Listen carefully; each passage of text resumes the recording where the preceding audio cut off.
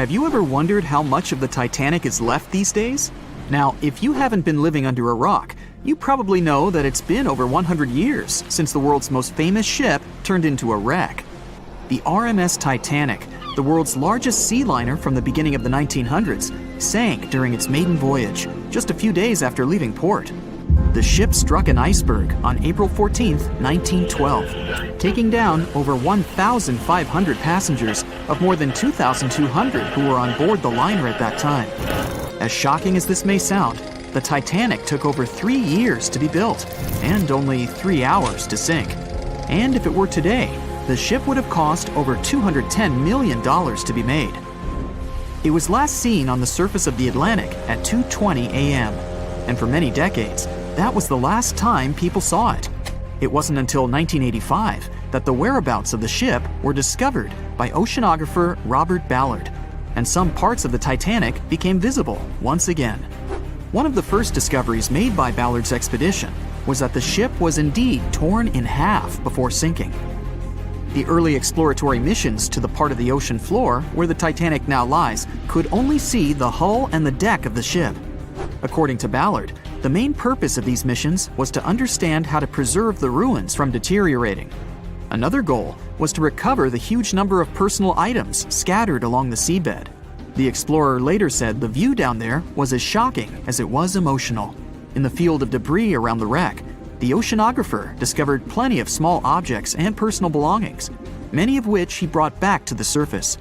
There were shoes, some fancier than others. There were pieces of clothing that belonged to crew members, and there were huge propellers. If on the surface they gleamed and shined, on the ocean floor they were embedded and devoured by sand. Ballard pointed out that the area where kitchenware was scattered measured more than a mile in length. There were enough plates, pots, and pans to fill up an entire industrial kitchen. For the first time ever, 3D animation footage reveals exciting images. The simulations show the Titanic's evolution from when she first set sail in 1912 until the state of her ruins today.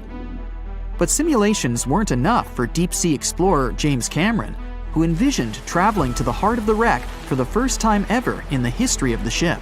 Yep, the same James Cameron who happens to be the director of a very famous movie about the ship. He has now dived 33 times to visit the wreck of the Titanic. Here's some fun trivia for you. The director says that his true passion has always been the ocean, and that ever since he was a kid, he wanted to study the sea. Directing, let's say, just happened to be his day job. And when the possibility of directing Titanic appeared, he said yes, just so that he could go and check out the ruins of the ship in real life. Now back to the wreck. According to James Cameron, it wasn't enough for researchers to access only the exterior of the ship. They needed to go inside, analyze and photograph what was left of the pompous interiors of the world's once biggest sea liner. Cameron piloted an innovative robot vehicle equipped with cameras. It helped the man to reveal spaces in the Titanic that no one had ever seen before since the ship touched the bottom. Turkish Baths, for instance, still had their tiled walls standing up almost in all their entirety. These baths were exclusively for first-class passengers. They were located right next to the swimming bath and the third-class dining room, and were designed in the Moorish style. People resting there could get heating blankets and ask waiters to bring them anything they needed. If the pictures from before the disaster were astonishing, they carry a different kind of wow factor now, when everything you see in them is hidden underneath the surface of the water. Another shocking discovery was the ship's mast. If we look at the Titanic in its pre-sinking glory, the mast calls much of one's attention. Located on the bow of the huge ship, the mast held together the transmission cables for the Marconi system, a system of wireless telegraphy. That's also where the British merchant flag the Titanic flew was located. The mast stood at the height of a bit more than 100 feet and was equipped with a crow's nest. Nowadays, the mast is unrecognizable. Attacked by corrosion, it collapsed. The crow's nest broke apart too. Now we can see why the modern-day Titanic is a real treasure for deep-sea explorers. But as the wreck of the ship lies at an approximate depth of 12,500 feet, sunlight is non-existent there. So, piloted missions depend on high-end technological equipment to survey the area. Why do you think the Titanic went missing from the public eye for over 70 years? Well, because at that time, technology wasn't advanced enough for people to go down there, as well as bring back good footage of the wreck. Filmmakers were the ones who drove this technology to its advance by trying to film underwater. They began by building boxes to put their cameras inside. And now, deep-sea photography is highly advanced and allows us to marvel at the awesomeness of underwater life. Of course, taking pictures under the sea is no easy feat. For one thing, to withstand that crazy underwater pressure, submarines need to be really strong and have thick walls, no thinner than 11 inches. Plus, explorers need to understand how to film and photograph when there's almost no light around. There was another thing that made documenting the Titanic even more difficult. When the wreck of the ship was rediscovered by scientists, it was covered with red-colored rusty bacteria that made it even harder to take good pictures. As it happens, the color red does not reflect well underwater, which is unfortunate for photographers. For this reason, human-operated vehicles that go down to tour the ruins are equipped with powerful lighting devices.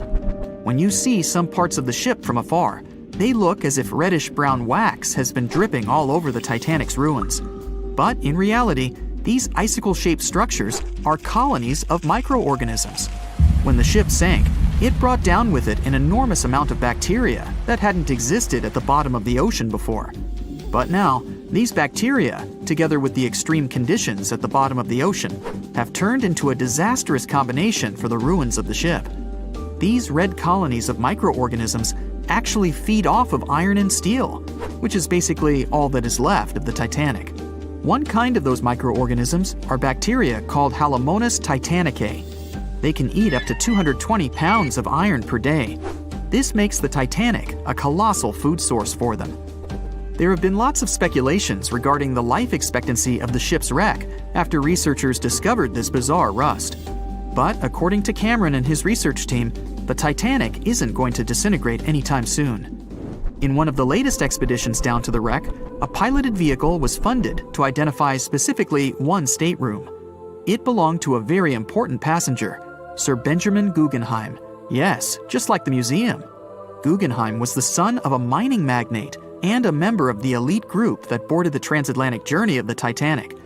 Born in Philadelphia, Guggenheim was traveling back home to the US. But, as we all know, he never made it to his final destination. For the price that ranged from 400 to 800 pounds back in 1912, the equivalent of 84,000 pounds nowadays, one could book accommodation that was called a stateroom. Staterooms on the Titanic were the most luxurious kind of first-class rooms. They were located on the B or C decks and were decorated in more than 11 different styles, ranging from Jacobean, Georgian, Italian Renaissance, and the list goes on. These rooms were filled with carved paneling and marquetry made from exotic and rare kinds of wood, such as mahogany, oak, and so on. Guggenheim occupied one of these luxurious rooms, and 100 years later, one of his descendants funded an entire mission just to locate the precise stateroom the man stayed in. This expedition turned into a documentary for National Geographic, and they did manage to identify which stateroom was Guggenheim's, so kudos for them. A beam of electric light pierces the darkness over the calm waters of the Atlantic Ocean. The Titanic is quietly making its way through the waves, its passengers asleep, when suddenly a monstrous white shape is caught in the light beam. The fateful iceberg is about to rend the side of the legendary ship.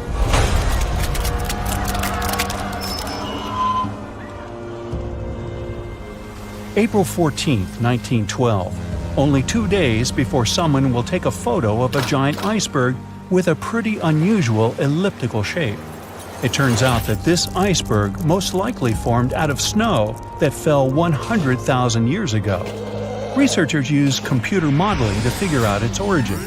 They used data from 1912 and added some new information about winds and ocean currents. They concluded that the iceberg was probably a part of a small cluster of glaciers in southwest Greenland. These days, it's possible to calculate the routes of such icebergs in any given year in the past. So the infamous chunk of ice was on its way from Greenland to an area further south from Cornwall. If the ship had passed through that region only 2 days later, the iceberg would have moved far away from the point where they met. At first, the weight of the most well-known iceberg in the world was 75 million tons. With time, it started to slowly melt away, and when it sank the Titanic, its weight was only 1.5 million tons. By the time of the collision, it had probably been melting for months, but it was still a true monster. When the Titanic sank, the iceberg was 400 feet long, and more than 100 feet of its surface was above the water. Some people believe it was a supermoon that caused the Titanic to sink. That night, there was a rare lunar event. It hadn't happened for 1,400 years.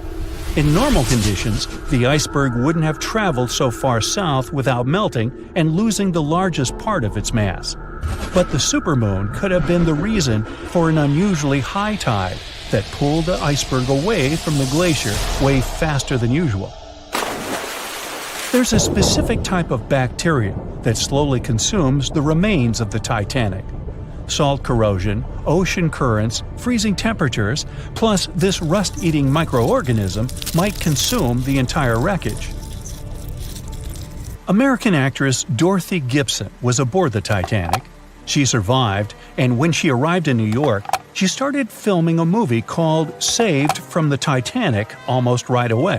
The movie was released only a month after the Titanic sank, and in the movie, she even wore the same shoes and clothes she had during the actual disaster.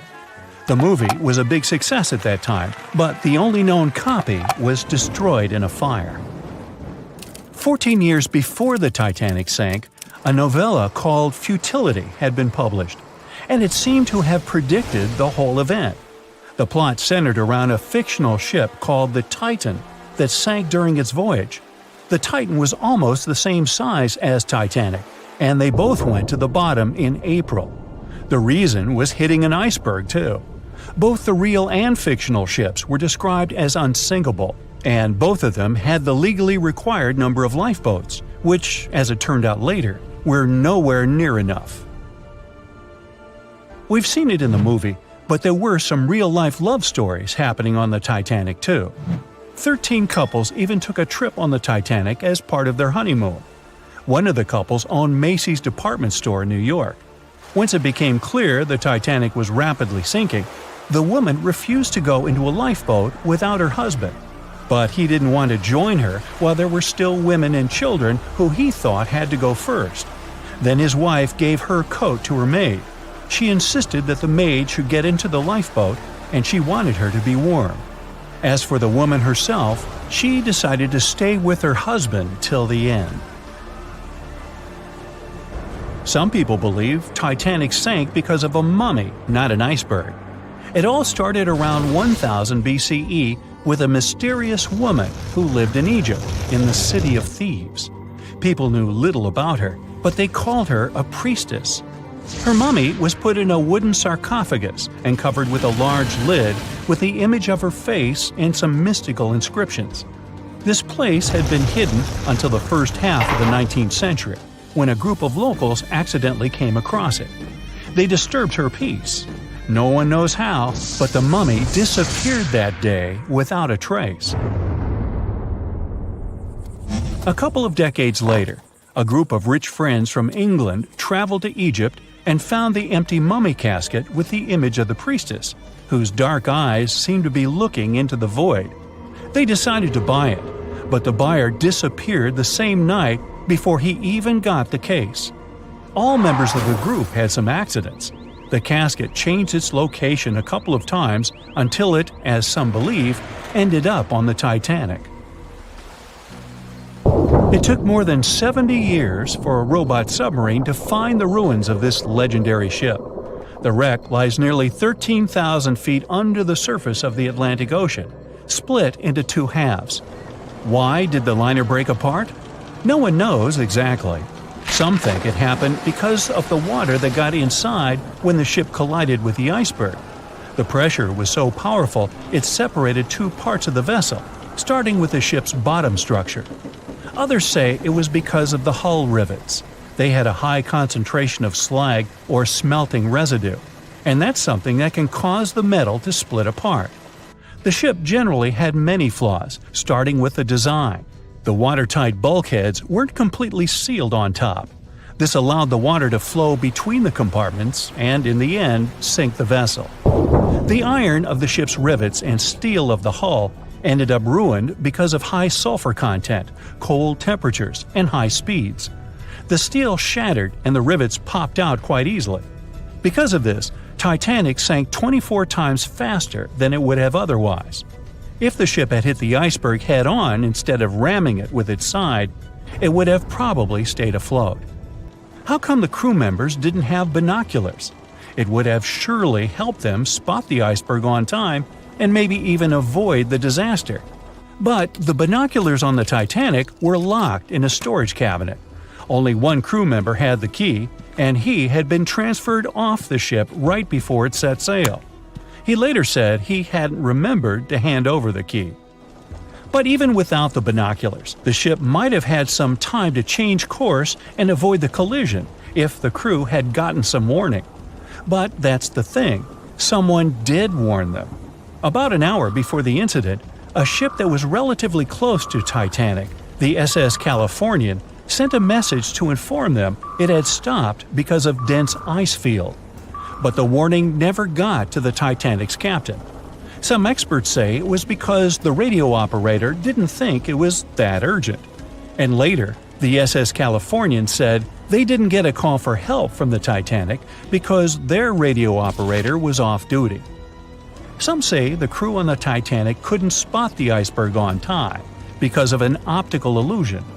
Atmospheric conditions that night probably caused super refraction, which could have camouflaged the berg. After all, no one actually saw the iceberg until it was too close to the ship to somehow avoid the crash. Not even a whole minute passed between the moment they saw the iceberg and the collision. It was only 37 seconds, and it took Titanic 2 hours and 40 minutes to disappear below the ocean's waves. They were on their way to the New World when a rendezvous with an iceberg crushed all of their dreams and hopes.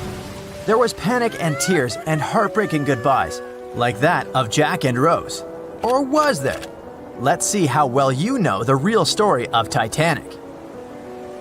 The love story of Jack Dawson and Rose DeWitt Bukater was inspired by true events. What do you say? Is it a myth or a fact?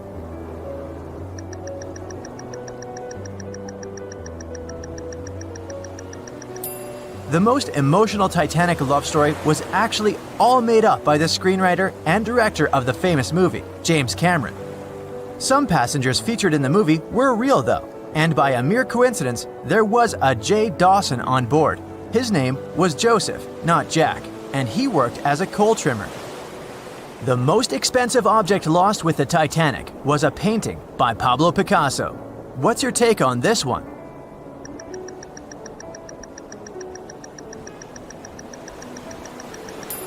It's a myth. Another one given to us by the famous movie. The most valuable item that went down with the Titanic was probably a Mary Joseph Blondell painting, created in 1814. Some other valuable items were a violin that belonged to Wallace Hartley, the musician who insisted that they had to play till the very last moment. There was also a 1912 Renault Type CB Coupe de Ville that would now cost millions of dollars, a handwritten manuscript by Joseph Conrad, first edition essays by Francis Bacon, 5 Steinway grand pianos, and, of course, some fine china plates and cups, and first-class passengers' jewelry. The Titanic was the largest and the most luxurious passenger ship of its time. Does it sound real to you?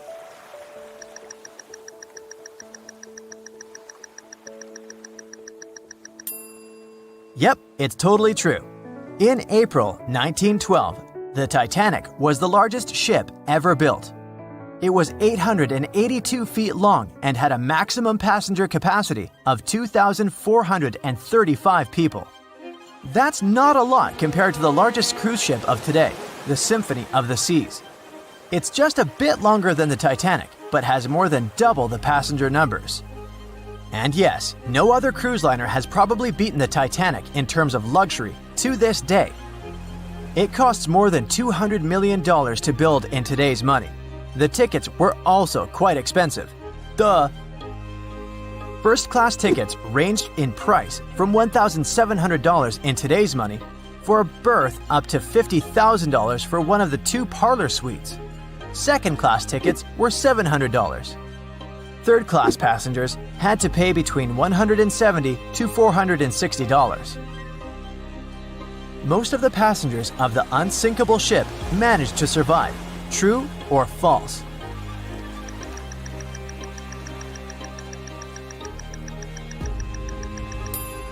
Sadly, it's false. Only 37% of all the passengers actually survived the meeting with the Titanic. Around 61% of the first-class passengers, 42% of the second-class passengers, and 24% of the third-class passengers made it out alive. The Titanic was passing through the Bermuda Triangle when things went wrong, and that's probably why it sunk. What do you say? Myth or reality?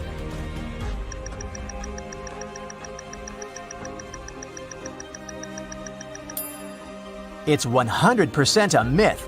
The Titanic never even came close to the Bermuda Triangle. The liner sank about 400 miles south of Newfoundland, which is a huge distance to the north of Bermuda, the infamous area where ships and planes disappear without a trace. We might have the moon to blame for the sinking of the Titanic. True or false?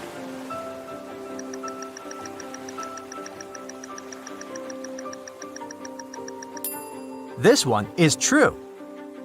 The moon heavily affects the tides on Earth. The closer the moon is to the Earth, the stronger the tides are because of the increasing gravity of our satellite.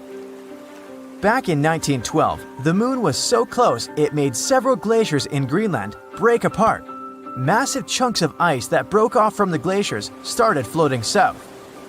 The supermoon event came just 6 minutes after a spring tide, the alignment of the moon, the sun, and the Earth that makes their combined gravity reach its peak twice a month. And the day before, our planet had come the closest to the sun that year, which made the gravity even stronger. This mixture of events created perfect conditions for one of the most powerful tides in history. Icebergs breaking off from Greenland's glaciers drift off to the coastal waters of Labrador and Newfoundland, where they often run aground. To move on, they need to either melt and become lighter or catch a high tide that would carry them further. The 1912's tide was as high as it gets. So they shifted many shipping routes south because of the huge amount of icebergs. But not the Titanic, of course, as they believed it was unsinkable. It took 4 hours and 40 minutes for the Titanic to sink. What do you say?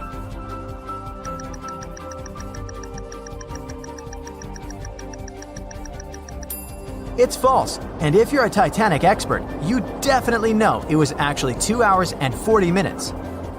And this was slow enough, given the damage caused by the iceberg. It didn't sink faster, thanks to the ship's construction.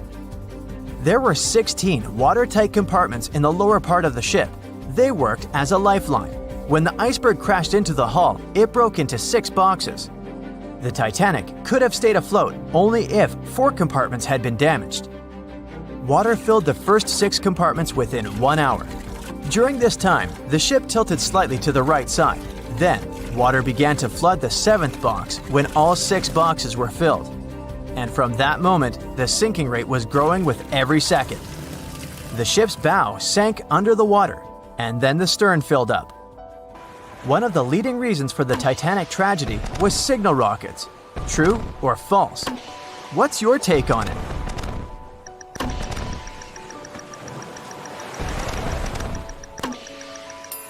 This one is true.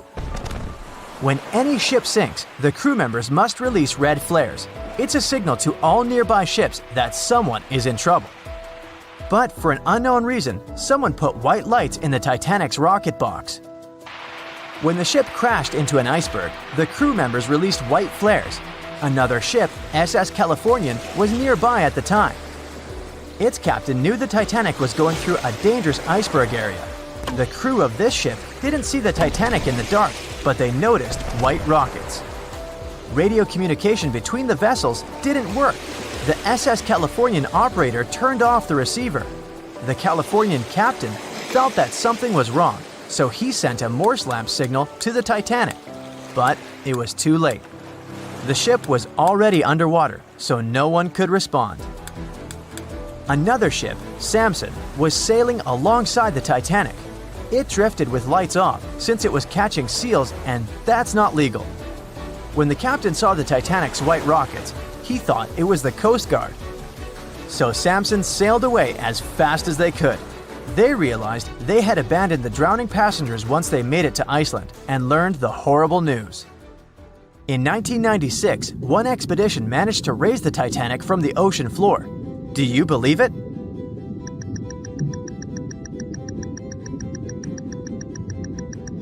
If you don't, you're right. There were different ideas on how to raise the Titanic, from doing it with compressed air to putting it in wire mesh and covering it with liquid nitrogen, or using giant magnets. The only real attempt to raise the Titanic was made in 1996, and it failed dramatically. The expedition's goal was to lift a part of its hull, weighing about 21 tons. It would still have been the largest piece to see the sunlight again, if the operation had succeeded, that is. They lowered 4 large bags filled with diesel fuel to the bottom of the ocean and attached them to the hull plate. Then, the fuel bags were released and they started lifting the pieces on their own. The plate was about 200 feet below the surface when the weather got rough. The expedition members decided to tow the part to calmer waters around 80 miles away. Long before they reached the towing destination, half of the plate broke off and sank to the bottom again. 2 of the lifting bags seemed to have broken loose and the hull went down. The Titanic will most likely crumble to dust halfway up if someone tries lifting it again. So, how many correct answers do you have? Let me know in the comments below. On April 10, 1912, crowds gathered at Southampton Beach to wave off what was, at the time, the world's largest and most prestigious ship, the RMS Titanic. The cost of the most expensive first-class parlor ticket was $4,350. That's around $70,000 in today's money. But barely 5 days after steaming away, the ship was swallowed by the Atlantic Ocean. So let's rewind and go back to what actually happened on that fateful night. The captain wanted to set a speed record for the ship's maiden voyage and arrive early. The ship was deemed unsinkable, so he went full throttle into the dark Arctic waters. After spotting the 100-foot iceberg, the crew desperately tried to steer the vessel away and avoid the collision, but the Titanic was traveling too fast, and the iceberg tore down the side of the ship, creating a huge opening in the hull. It wasn't a continuous rip, and damage was caused in several places. In total, the damage spanned along an area of around 300 feet. But the ship's designers had prepared for the prospect of a collision and added watertight compartments down each side of the ship to act as a buffer zone. 4 of these compartments could be breached and the ship would still stay afloat. But because the iceberg tore down the side of the Titanic, it ripped holes in 6 compartments.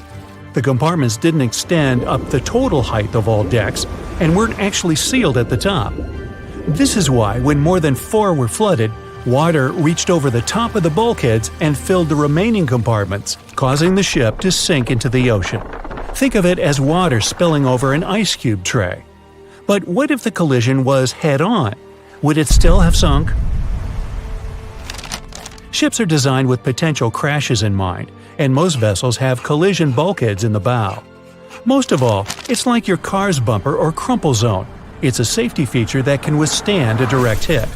The bow could have taken some of the impact, and some experts have suggested that if it hit head-on, only 2 to 4 of the watertight compartments would have been flooded.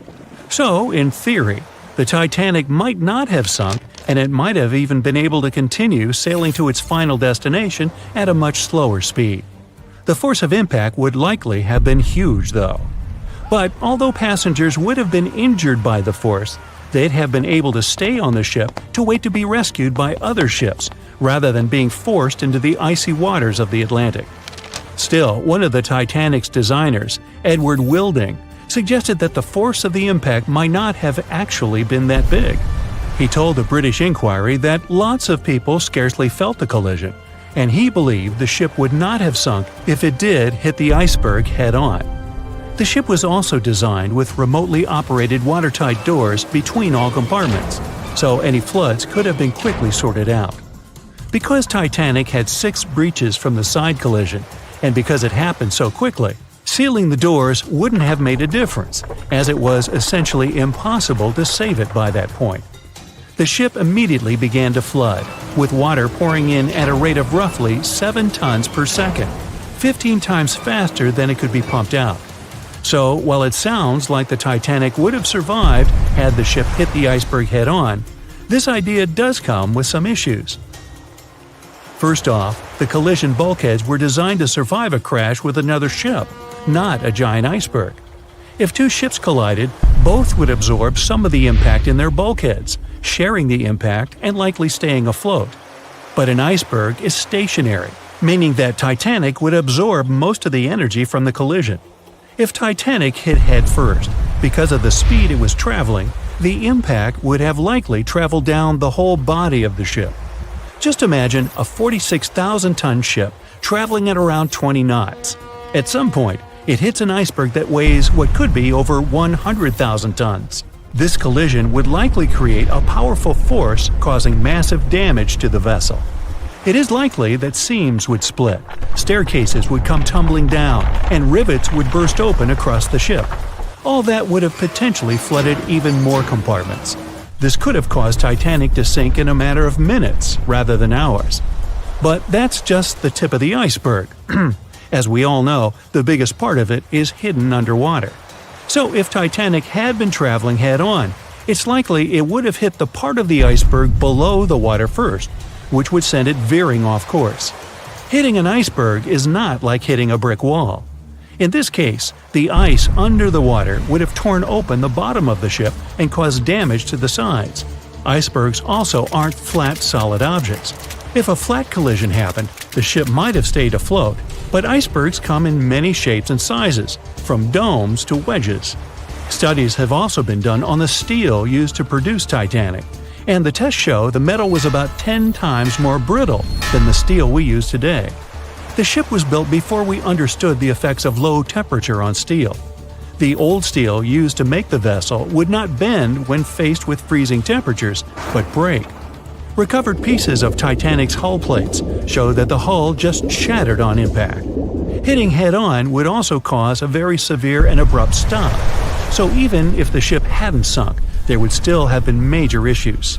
Think about when you suddenly hit the brakes on your car, or when the bus stops while you're walking down the aisle and you get flung forward. Passengers would have been thrown across the ship, and because the crash happened at night, most people were sleeping, so wouldn't be able to effectively prepare for any sort of impact. This would result in injuries for most people on board. It would be especially bad for those at the front of the ship, where the accommodation for the off-duty firefighters, greasers, and engineers was. But while passengers and off-duty crew may have been thrown out of bed, there would be a lot more survivors than in the original scenario. Many ships have had head-on collisions and made it back to shore. Not many people know that Titanic actually had 2 sister ships. The White Star Line, the company that built Titanic, also built vessels called Britannic and Olympic. Captained by Edward J. Smith, who would later helm Titanic, the Olympic set off on its maiden voyage in June 1911. But much like for its sister ship, disaster was just around the corner. On its 5th commercial voyage, Olympic collided with a Royal Navy ship, HMS Hawke. While the Olympic received damage to its side, Hawke crashed into the other vessel head-on. The bow of the Hawke was completely crushed by the collision, but because the ship had watertight compartments, it managed to survive the impact and later returned to shore for repair. Another study case is the SS Andrea Doria, which was an Italian ocean liner that made global headlines in 1956. Like the Titanic, the Andrea Doria was heading for New York City on its 101st voyage when disaster struck. On July 25th, the vessel collided with the 524-foot Swedish passenger liner Stockholm. The Stockholm hit the ship head-on, but the point of impact for the Andrea Doria was on its side. The front of the Stockholm was completely smashed, but because the impact was on its hull, it managed to survive. The Andrea Doria, however, sadly sank due to the collision being on the side of the ship. So these cases could suggest that maybe the Titanic would have survived had it hit the iceberg head-on. But we have to remember that the Titanic hit the thing full speed, whereas both the Olympic and the Andrea Doria were traveling slower. In the Titanic movie, you won't see any fumes above the fourth funnel of the legendary ocean liner, and it's not a mistake. Back in 1911, the year before the Dream ship's departure, large ships would mostly sail with 4 chimneys. They needed those to draw heat and fumes from their massive boilers. The Titanic was a real engineering gem that only needed 3 chimneys to function. So the fourth was added for balance and more impressive looks. The White Star Line thought the public would have been disappointed to see only 3 pipes on the greatest ship of all time. The Titanic's sister ships, the Olympic and the Britannic, also had 1 fake funnel each for the same reason. The dummy chimney wasn't completely useless and served for ventilation. It took out the fumes from the machine spaces in the lower decks and from one of the first-class general rooms. 1 big ventilation funnel, instead of several small ones, helped to declutter the upper decks and left more open space for passengers to enjoy their strolls. When Titanic went down, the funnels, each weighing 60 tons, went down with the rest of the ship. They were made extra tall to make sure the passengers weren't covered in the suit being ejected. Their height and weight let them stay in the upright position. The forward funnel, followed by the others, fell only when the ship went for the final dive. Those chimneys were much lighter than the bow, so they spread among other debris. The light material they were made of flattened once it hit the bottom, and the iron-eating bacteria living deep down took care of it later. The bow of Titanic remained intact when it hit the seabed, but the stern was completely mangled. When the famous ocean liner hit that iceberg, things got really messy. It took the future movie star a whole 2 hours and 40 minutes to submerge completely. The collision let water flood 6 out of 16 watertight compartments. As the water gushed into the starboard side, the ship started to tilt down in the front and a bit to the right.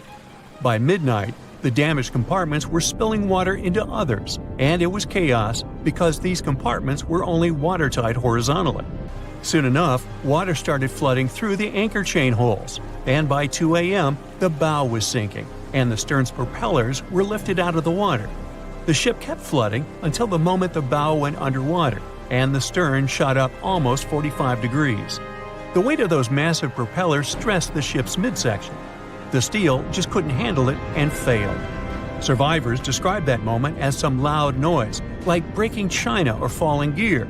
That was the Titanic's upper structure giving in. By 12 past 2 a.m., the bow and stern were only connected by the inner bottom structure. Minutes later, the bow, weighing almost 16,000 tons, broke loose from the stern. The stern rose sharply to an almost vertical position and started sinking slowly. By 2:20, it disappeared underwater. The bow was cruising down at about 13 miles per hour and had hit the ocean floor almost a half an hour before the stern. The 2 parts of the Titanic now lie 2,000 feet apart, pointing in different directions. The bow remained mostly intact, just covered in mud. The stern turned into a tangled wreck because of the implosions it went through during the descent. The air trapped within the structure just couldn't handle the increasing pressure of the water deep down. Signal rockets played a big part in the Titanic's tragedy. When a ship goes down, you're supposed to shoot up red flares to signal trouble. But someone decided to stock Titanic with white lights instead of the usual red ones. So when the ship smacked into that iceberg, the crew fired off white flares. The SS Californian was passing nearby, and his captain knew the Titanic was in a dangerous iceberg zone. The crew didn't spot the sinking Titanic, but they sure saw those white rockets. The radio between the ships was useless because the Californian's operator switched it off. The captain had a gut feeling something was off, so he flashed a Morse code light signal at Titanic.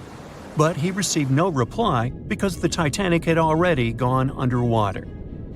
There was another ship, Samson, sailing alongside the Titanic. It had plenty of illegally hunted frozen seal meat from Canadian waters abroad, so it was sailing with lights off to remain unnoticed. When they saw the Titanic's white rockets, they thought it was the Coast Guard and zoomed away. Samson didn't have a radio, so they couldn't find out about the ongoing disaster. The crew got the news about Titanic only when they got to the coast of Iceland the following month. There have been many theories to explain the Titanic tragedy, and one of the recent ones says that there was a fire involved. An Irish journalist went full detective for decades, digging into the mystery, and stumbled upon a game-changer.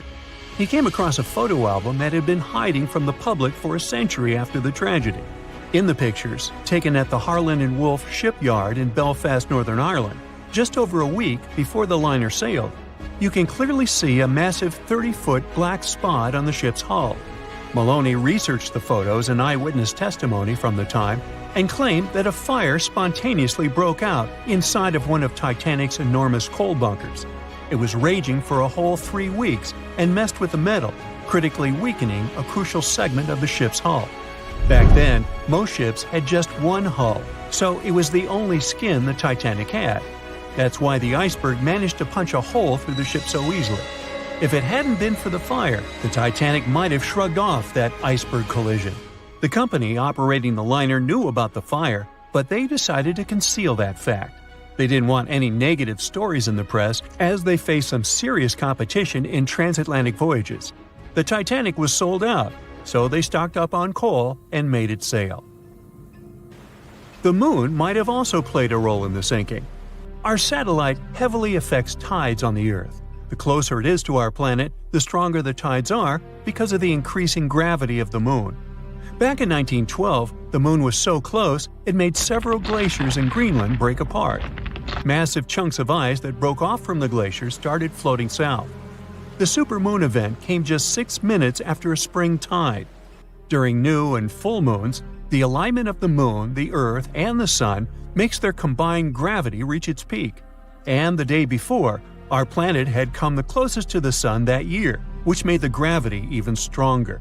This mixture of events created perfect conditions for one of the most powerful tides in history. It created the perfect conditions for the icebergs breaking off from Greenland's glaciers to move freely. Opponents of this theory say that the difference in tidal force wasn't actually that big, and it couldn't have been the main cause of the sinking. The iceberg tore down the side of the ship, leaving a huge opening in the hull. It wasn't a continuous rip, and damage was caused in several places. Some experts believe the ship would have survived the iceberg if it had hit head-on. The Titanic had watertight compartments designed to prevent flooding in case of a collision. Only the first 3 or 4 of these compartments would have been flooded. This could have helped save a lot of lives. Supporters of this theory put the blame for the disaster on First Officer William Murdoch. Huge, fast-moving ships don't just turn in a matter of seconds like a speeding car. It takes minutes. When Murdoch realized the collision was inevitable, he tried dodging left to avoid a direct hit. But despite his efforts, the ship still collided with the iceberg. You know the rest. Can you guess how many theories of the Titanic's sinking exist? Right, loads, including a theory of my own, which I'm going to share with you today. And then you can decide which one seems most likely to you. One Piece theory. The very first version of the events was the One Piece theory. It's very simple and basically claims that the sinking happened without any breakups. 2:15 a.m., the ship collides with an iceberg. 2:18 a.m., the lights go out. The ship reaches an angle of 45 degrees and then quickly begins its final plunge into the ocean depths. 2:20 a.m., only about 3 minutes later, the RMS Titanic disappears under the surface of the ocean for good. The liner doesn't break. It just goes down as a whole piece. Of course, this can't be true. In April 1912, the Titanic was not only the largest ship in the world, but also the largest ship ever built. It's hard to believe that such a heavy vessel could have gone down without breaking. That's just impossible. Well, I mean, you can't blame the theorists. Before we found the wreckage, there were no other theories. Wait a minute, or were there? The day after the disaster, the survivors gave their interviews.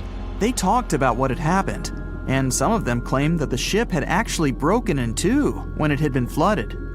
For example, Jack Thayer, a 17-year-old boy, outlined the sinking as he remembered it, and L.D. Skidmon drew a sketch based on his description.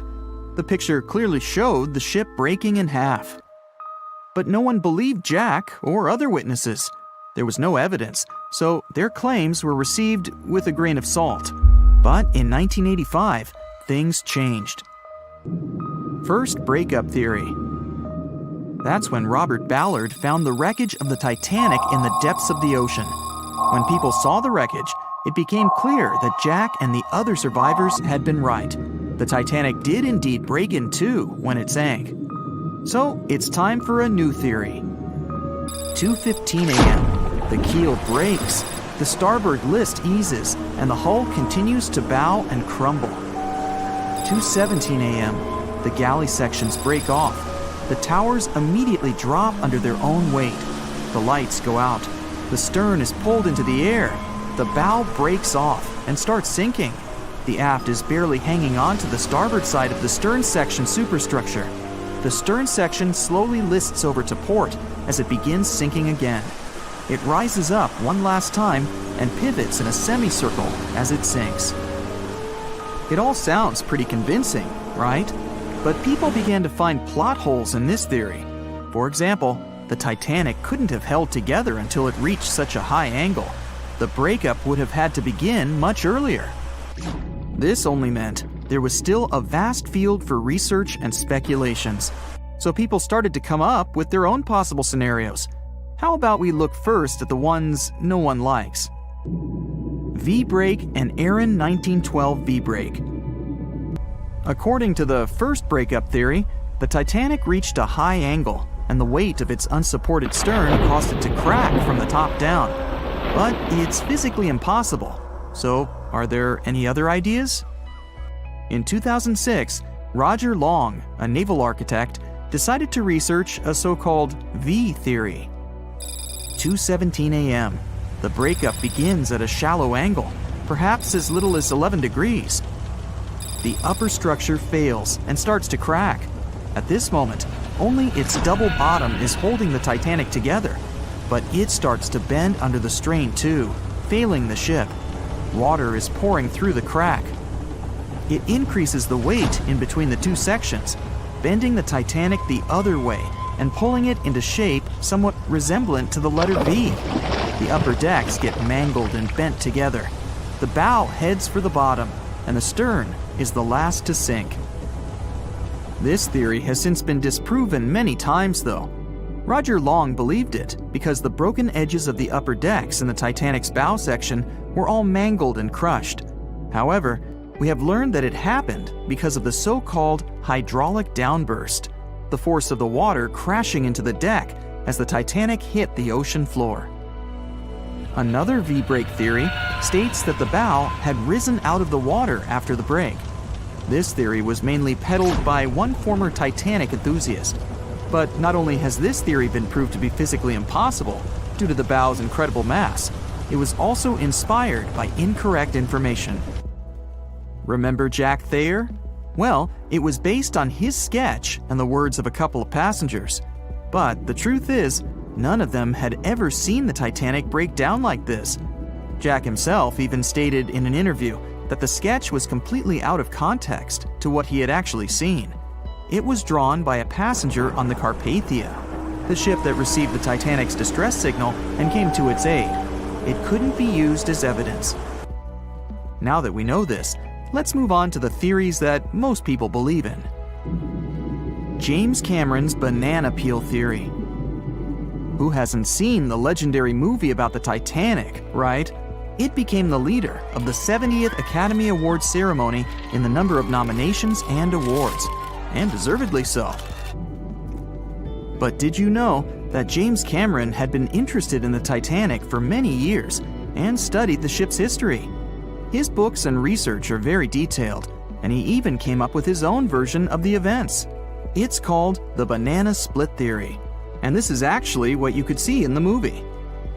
Here's how it goes. The Titanic reaches a 23-degree angle and fractures down to the keel. The double bottom acts as a hinge as the stern falls down.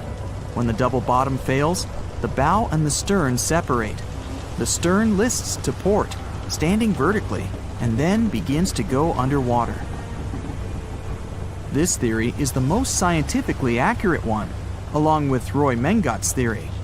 Wait, who's Roy Mengot? Mengot theory.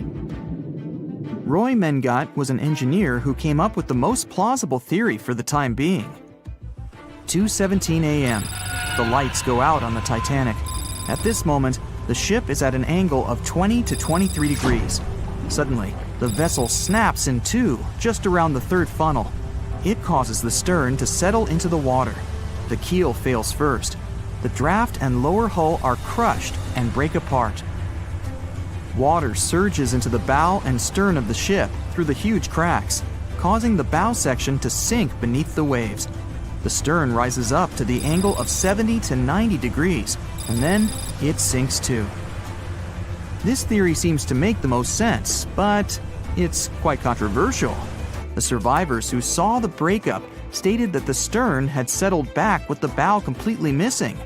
Mengot's theory, however, contradicts that statement, while James Cameron's scenario takes this into account. Are you thinking what I'm thinking? The truth must be somewhere in the middle. My version. Now, as promised, I'll provide you with my version of the events. Well, it's not really my theory, more like a combination of Roy Mengot's and James Cameron's ones. I believe that James Cameron was right about the breakup. 2:17 a.m. The ship is at a high angle. The lights go out. Then it snaps into two pieces. The bow starts sinking. The double bottom is still attached to the stern for a minute or so. Once the double bottom fails, the two parts separate and the bow goes down. Then, as Mengot said, the stern rises up at a high angle, and then it begins to sink vertically. It might have actually happened because the survivors stated that they had seen a clean break. This means it couldn't be hidden. And they had also seen the stern staying vertically in the air for a long enough time, probably a few minutes, before disappearing. Anyways, all of these are just speculations. Regardless of how the Titanic broke apart and sank, it was a great tragedy. It's already been 110 years since the Titanic collided with an iceberg and sank. Did you know that in 2022, the Blue Star Line Company is completing the construction of an exact replica of the Titanic? Called the Titanic II liner, the ship will be sent sailing along the same route with 2,400 people on board. Let's hope that everything goes well for them. Meet Arthur John Priest. No, he isn't famous for being a painter or for discovering some long-lost treasure. He didn't invent some cool gadget or break any world records. No, Arthur John Priest is famous simply for being unsinkable. Proving one can be both lucky and unlucky at the same time, Priest was involved in and survived several mishaps at sea, including the fateful maiden voyage of the Titanic. Priest was not a rich man interested in sailing for pleasure. He was part of the working class, employed as a stoker or fireman, stuck for hours within the hot bowels of large steam-powered vessels. His job was dirty and difficult. He was responsible for keeping the furnaces lit, feeding them coal to ensure enough steam was produced for the engines to work. He had to be careful about not overheating the system or setting fire to the whole ship. The furnaces had to be carefully watched and constantly fed. He breathed it all in a while, working and fighting with the sweat and the dirt. He would often work shirtless because of the heat and was always covered in black coal dust. And when he finally had a break, his shared living quarters were nearby in the same part of the ship. He must have been good at his job, though, because he had no trouble finding work. But wherever he went, bad luck seemed to follow. The first incident was a mild one. As a young man, Priest worked on the RMS Asturias. The passenger liner first set sail in 1907, traveling between Southampton in the UK to Buenos Aires in Argentina. At some point during its maiden voyage, the ship suffered a small collision. The damage was bad enough that the ship returned for repairs. Thankfully, there were no reports of any serious injuries. Priest, unfazed, simply went to work on another ship, but his bad luck lingered on the Asturias. In 1914, the Asturias became a hospital ship, helping care for sick men and women around Europe while bringing them home to England. But in March 1917, at just around midnight, the ship was struck by a foreign object. Its hull was breached and the engine room flooded.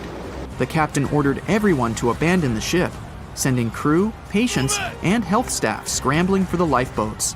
The vessel was still moving, powering through the water because the main controls, located within the flooded engine room, could not be turned off.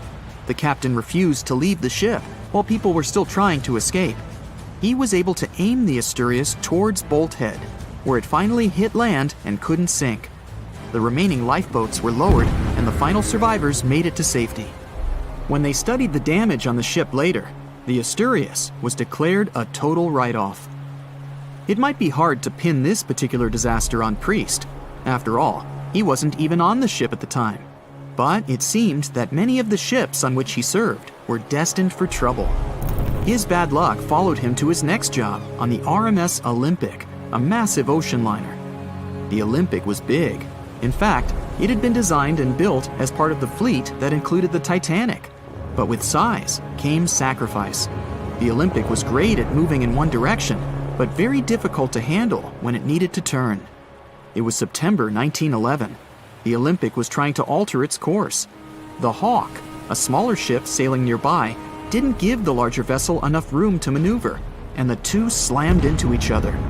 Because the Hawk was engineered to deal with potential confrontations when out at sea, its reinforced bow tore through the Olympic. Two large gashes appeared on the ocean liner's side. The propeller shaft was badly twisted, and worse, the ship began to take on water. Somehow, the Olympic made it to shore without sinking, and nobody was seriously hurt. Priest had no idea that this was just a small taste of what his future held for him.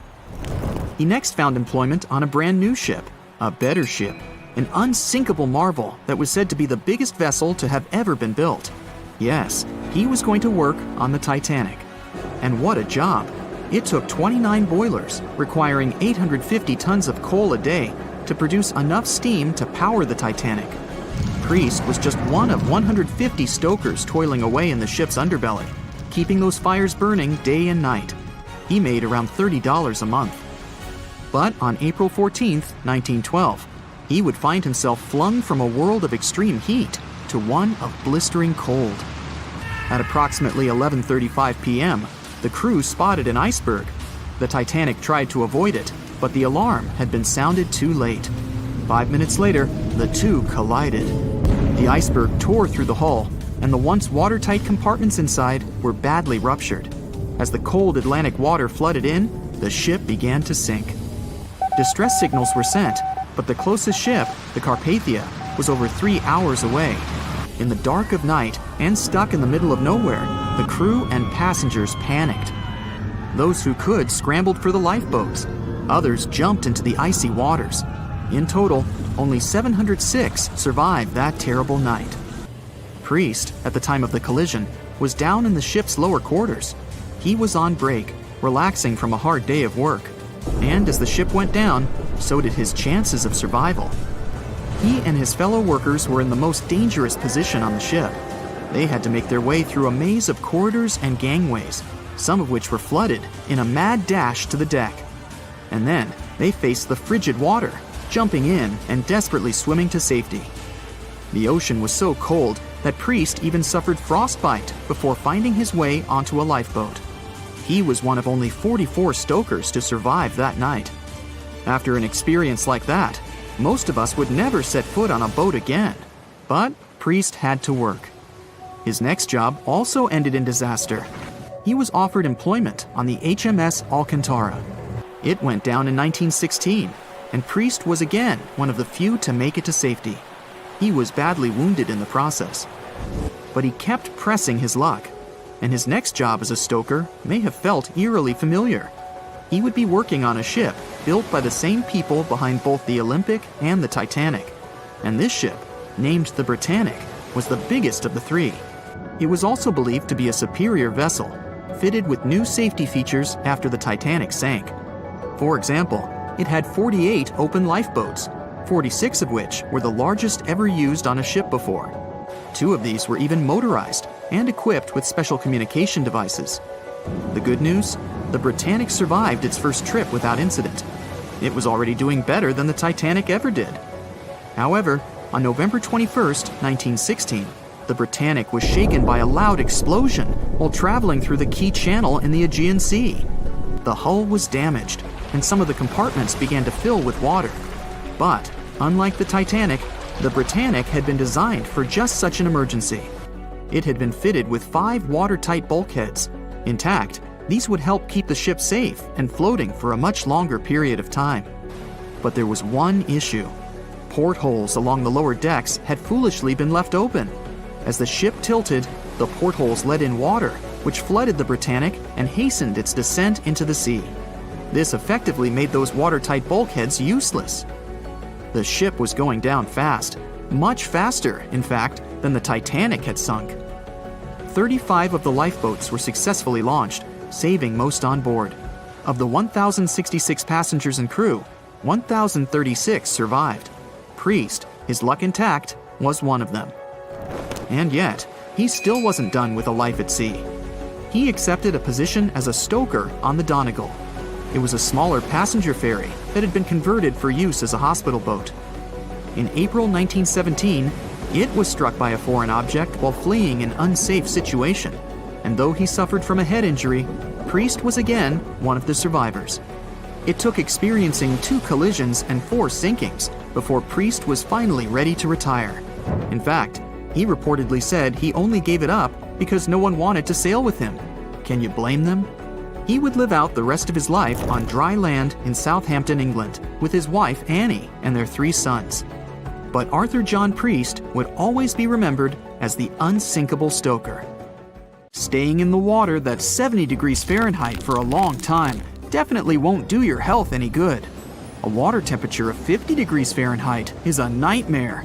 It feels much colder than the air of the same temperature. The passengers of the Titanic were in 28 degrees Fahrenheit water. Can you imagine how cold it was? Even the iceberg that the Titanic met was warmer. The water didn't freeze because of the high salt content. But what if the temperature had been higher?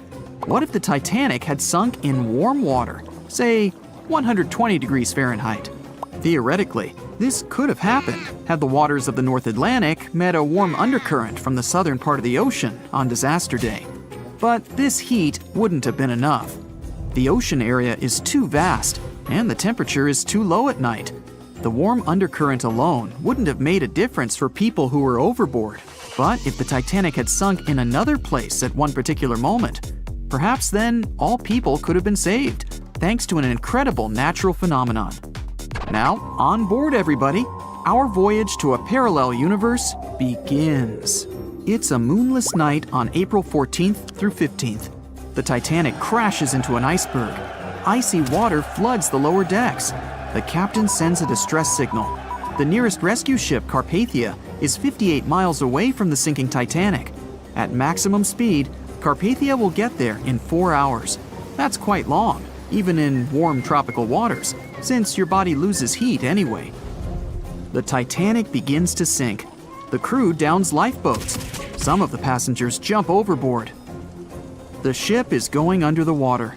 There are no boats left, so you jump along with other passengers.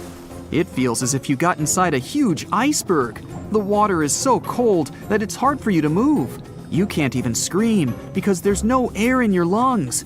But at this moment, you feel a pleasant warmth coming from the depths. The heat rises above your knees and waist, then reaches your neck. Finally, you regain control of your muscles and can breathe deeply. You notice that all the other passengers feel the same warmth. The water becomes a little hot. It makes you happy. But in a moment, horror replaces your delight. The ocean begins to foam. And not because of the high temperature, but because something is rising from the ocean floor. You hear a heavy, low sound coming from the depths. It's not a sinking Titanic, but something bigger. You can see a huge iceberg nearby. It's melting, and a huge chunk is breaking off from it. 1,000,000 bubbles appear on the surface. Then you feel something hit you in the leg.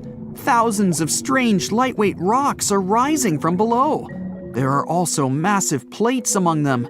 People use them as lifeboats. You climb on one of those rocks and look at the ship. It doesn't sink, since all the water is bubbling and pushing the vessel up. You take one of the small rocks and understand everything. It's pumice! An underwater volcano has woken up right under the ship. Thousands of tons of volcanic rock are floating to the surface. When it erupts, its magma shakes the entire space, heats the water, and destroys the seabed. But it doesn't result in anything destructive on the surface. The enormous pressure of hundreds of millions of gallons of water suppresses the volcano's power. Molten rocks of the Earth's crust are pressed against the seabed, and pumice rises to the surface. And here's why it happens. The upper part of Earth consists of many solid parts, tectonic plates. These plates collide with each other and divide.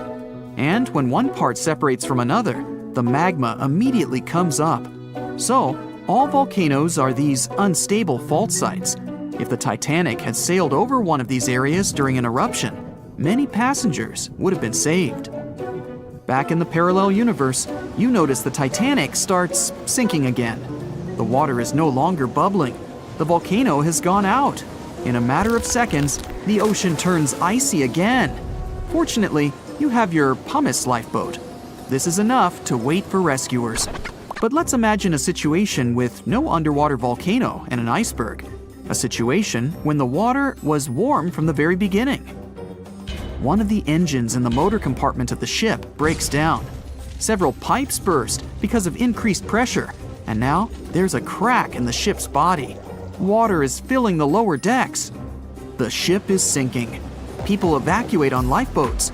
There's less panic since the night is warm and no one is freezing. Each passenger gets a life jacket. The ship is breaking. You understand that you have to jump. The Titanic goes underwater. Many passengers fall overboard in horror. They dive into the dark ocean and immediately come to the surface. Panic and complete chaos take over. The ship disappears in the dark, and finally, it's all silent. A few minutes pass, and you notice there's no panic at all.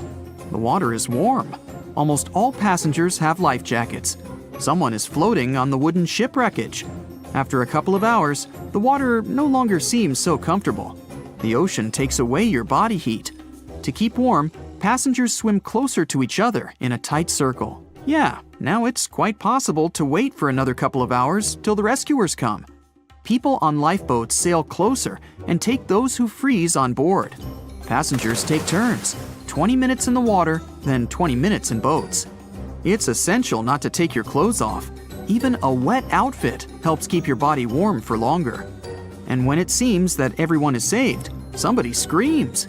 A girl in a boat looks scared. She trembles with fear and points her finger into the black water. Passengers try to see what's there and notice a triangular fin. 1, 2, 3. There are so many of them! The noise of the sinking ship has attracted a group of sharks. And now, they are circling the survivors, hoping to satisfy their hunger. They're swimming slowly. It doesn't look like they're going to attack. But you should keep your eyes open, as these fish are some of the world's most aggressive and dangerous sharks, the bull sharks. They can be agile, fast, and unpredictable. They don't swim in the cold waters of the Atlantic, but the water in this parallel universe is perfect for them. The sharks are strong and sturdy. They create the illusion of slowness to relax their prey. They're called bull sharks because of their short, blunt muzzle, like that of a bull, and they like to hit a target or other sharks with their forehead.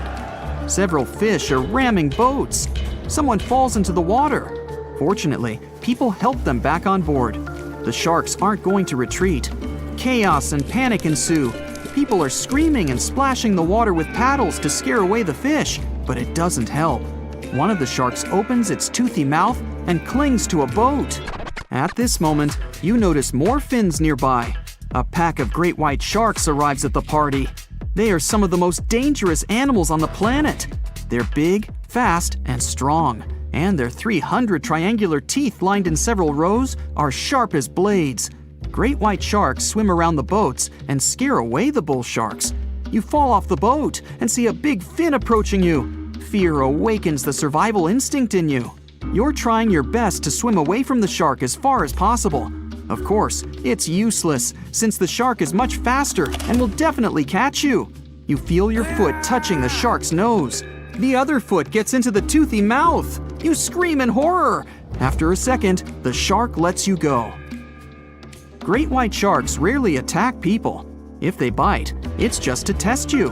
After all, the shark's favorite prey is seals. It simply loses interest if it realizes you aren't a seal. But if the shark is starving, it doesn't matter to it what kind of prey you are. Lucky for you, this one is not like that. Those survivors in the boats have almost nothing to fear either. Great white sharks don't attack them. They can push boats slightly, but only to test them. The great white shark is swimming away from you.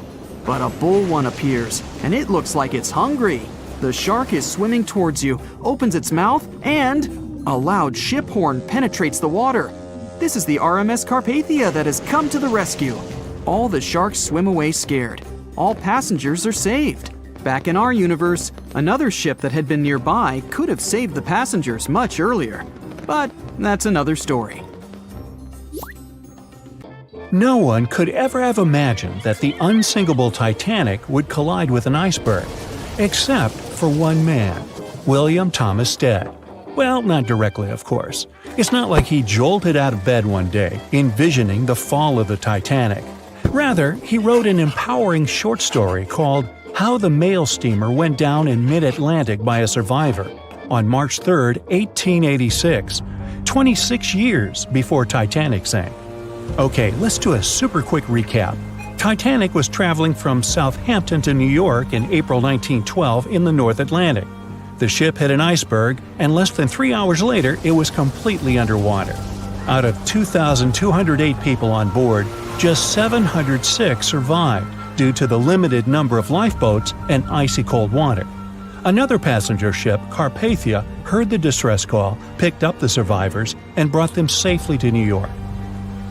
The short story William Stead wrote was about Thomas, a British sailor, who got on a passenger liner bound for the U.S.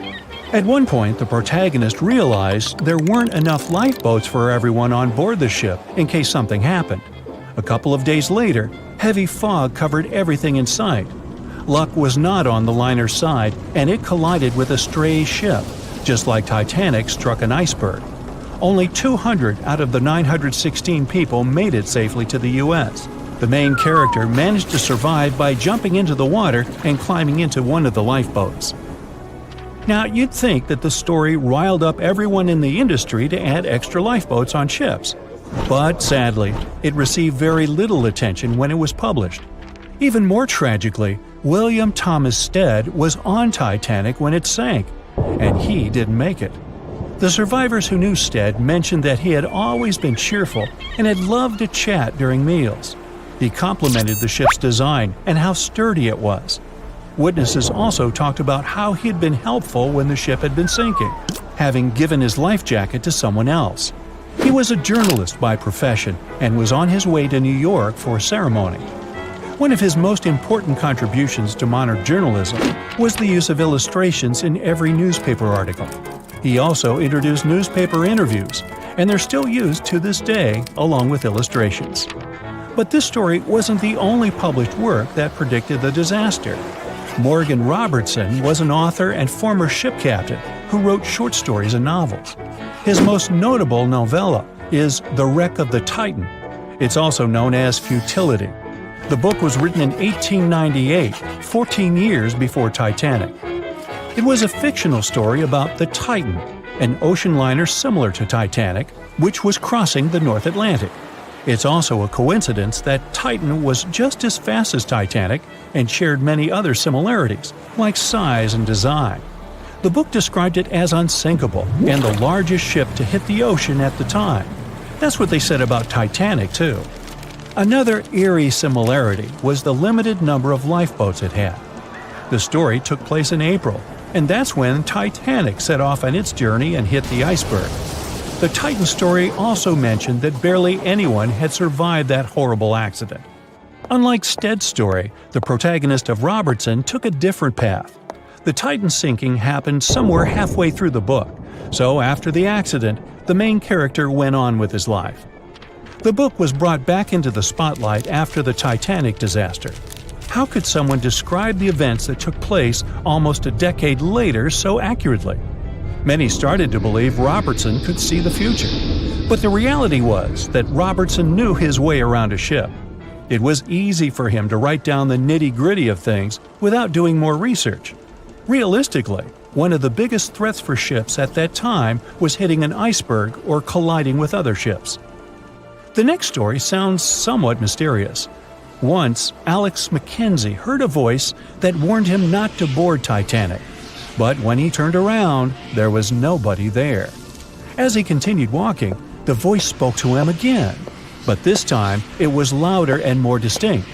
He took the warning seriously and decided to cancel the trip and go back to Glasgow, Scotland, his hometown. His grandparents weren't too happy to find him back home instead of on Titanic. After all, the ticket was very expensive. That disappointment very soon disappeared when they heard that the ship had struck an iceberg. John Coffey was a member of the crew of Titanic, but he decided to ditch the ride when the ship stopped at his hometown in Queenstown, Ireland. His inner voice told him to get off the liner, and he did. He was only 23 at the time, and for someone his age, it could be a major career boost and an opportunity to grow. Despite the horrible tragedy, the guy signed to work with the RMS Mauritania just months after the Titanic sinking. Talk about commitment. Some added info was revealed about what may have contributed to the fall of Titanic. The constructors insisted that the ship was unsinkable, but many people later theorized that the vessel's steel plates had been too frail for the freezing Atlantic water. It may have caused the rivets to pop, allowing ocean water to seep inside. Another theory is that there may have been a fire in the hull of the Titanic that had been raging for 3 weeks before the voyage. The fire softened the steel, allowing the iceberg to cut through it like a hot knife through butter.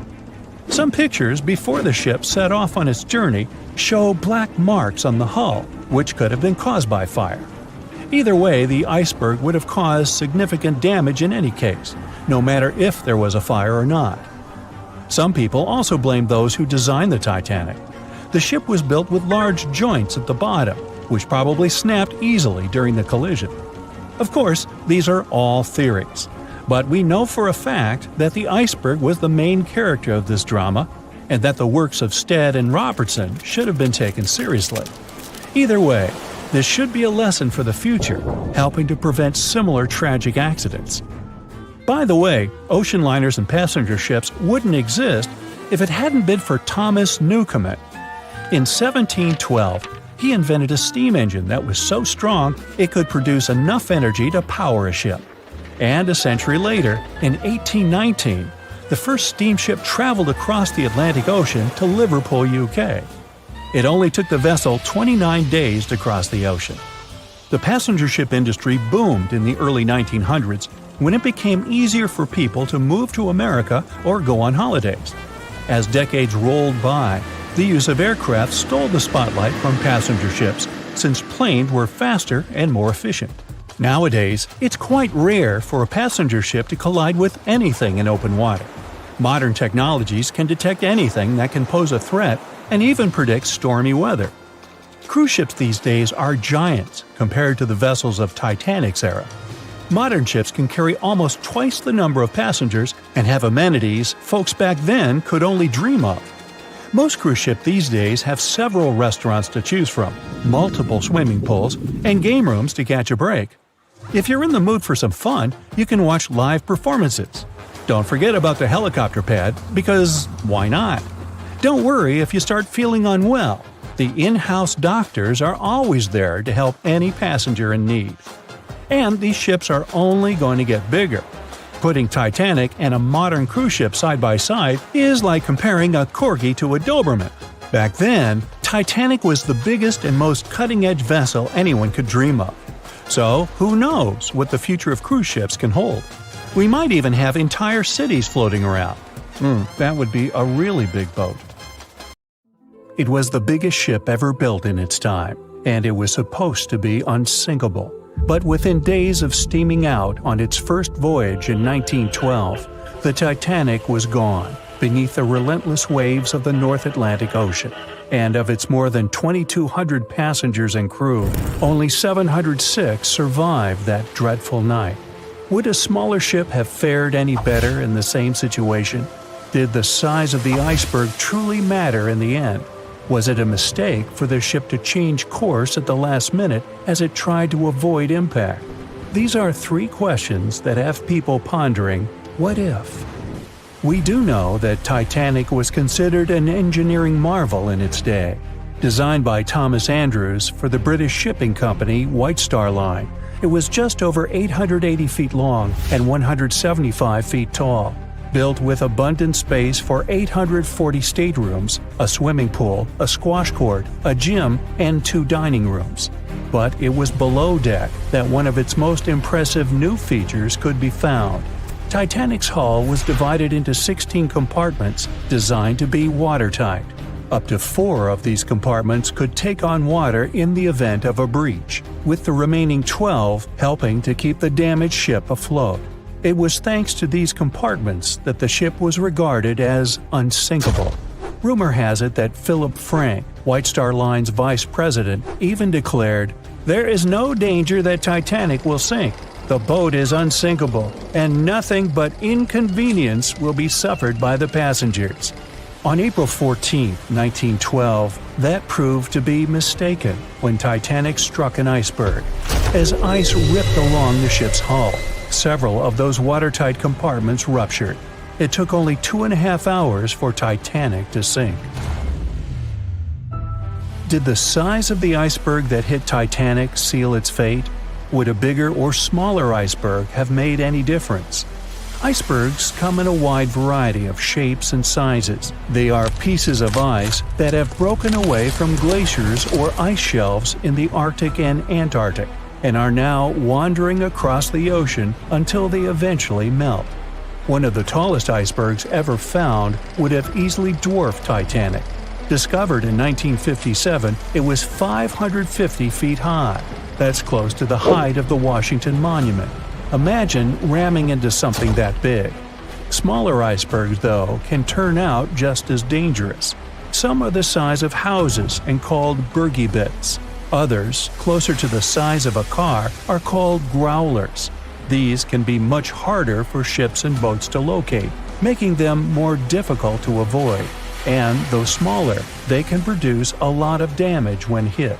It's also critical to recall that icebergs are always bigger than they seem, with the majority of their mass lurking below the ocean surface. In fact, over 80% of an iceberg's volume is underwater. Most of its sharp, jagged edges cannot be seen.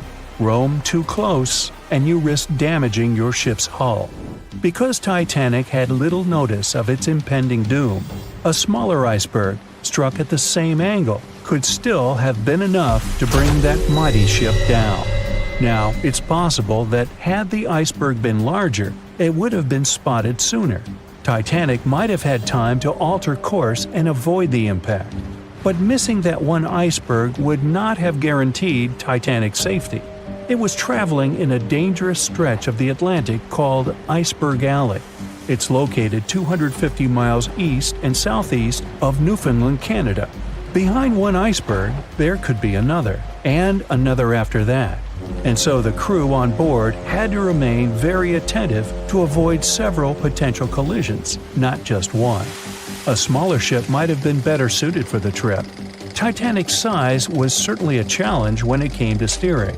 In fact, it had just left her dock in Southampton when it nearly collided with another smaller ocean liner, the SS New York, missing it by just 2 feet. The gigantic steamship was obviously not made for maneuvering quickly in tight quarters. A ship that size required time and space to change course. But when it comes to ships versus icebergs, a ship's size doesn't always matter.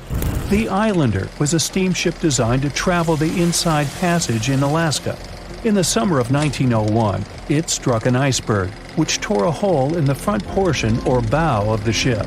The vessel did not sink right away, and the crew tried to steer it to safety. Ultimately, its bow completely submerged, and its stern was lifted up and out of the water. It didn't take much longer before the ship sank completely.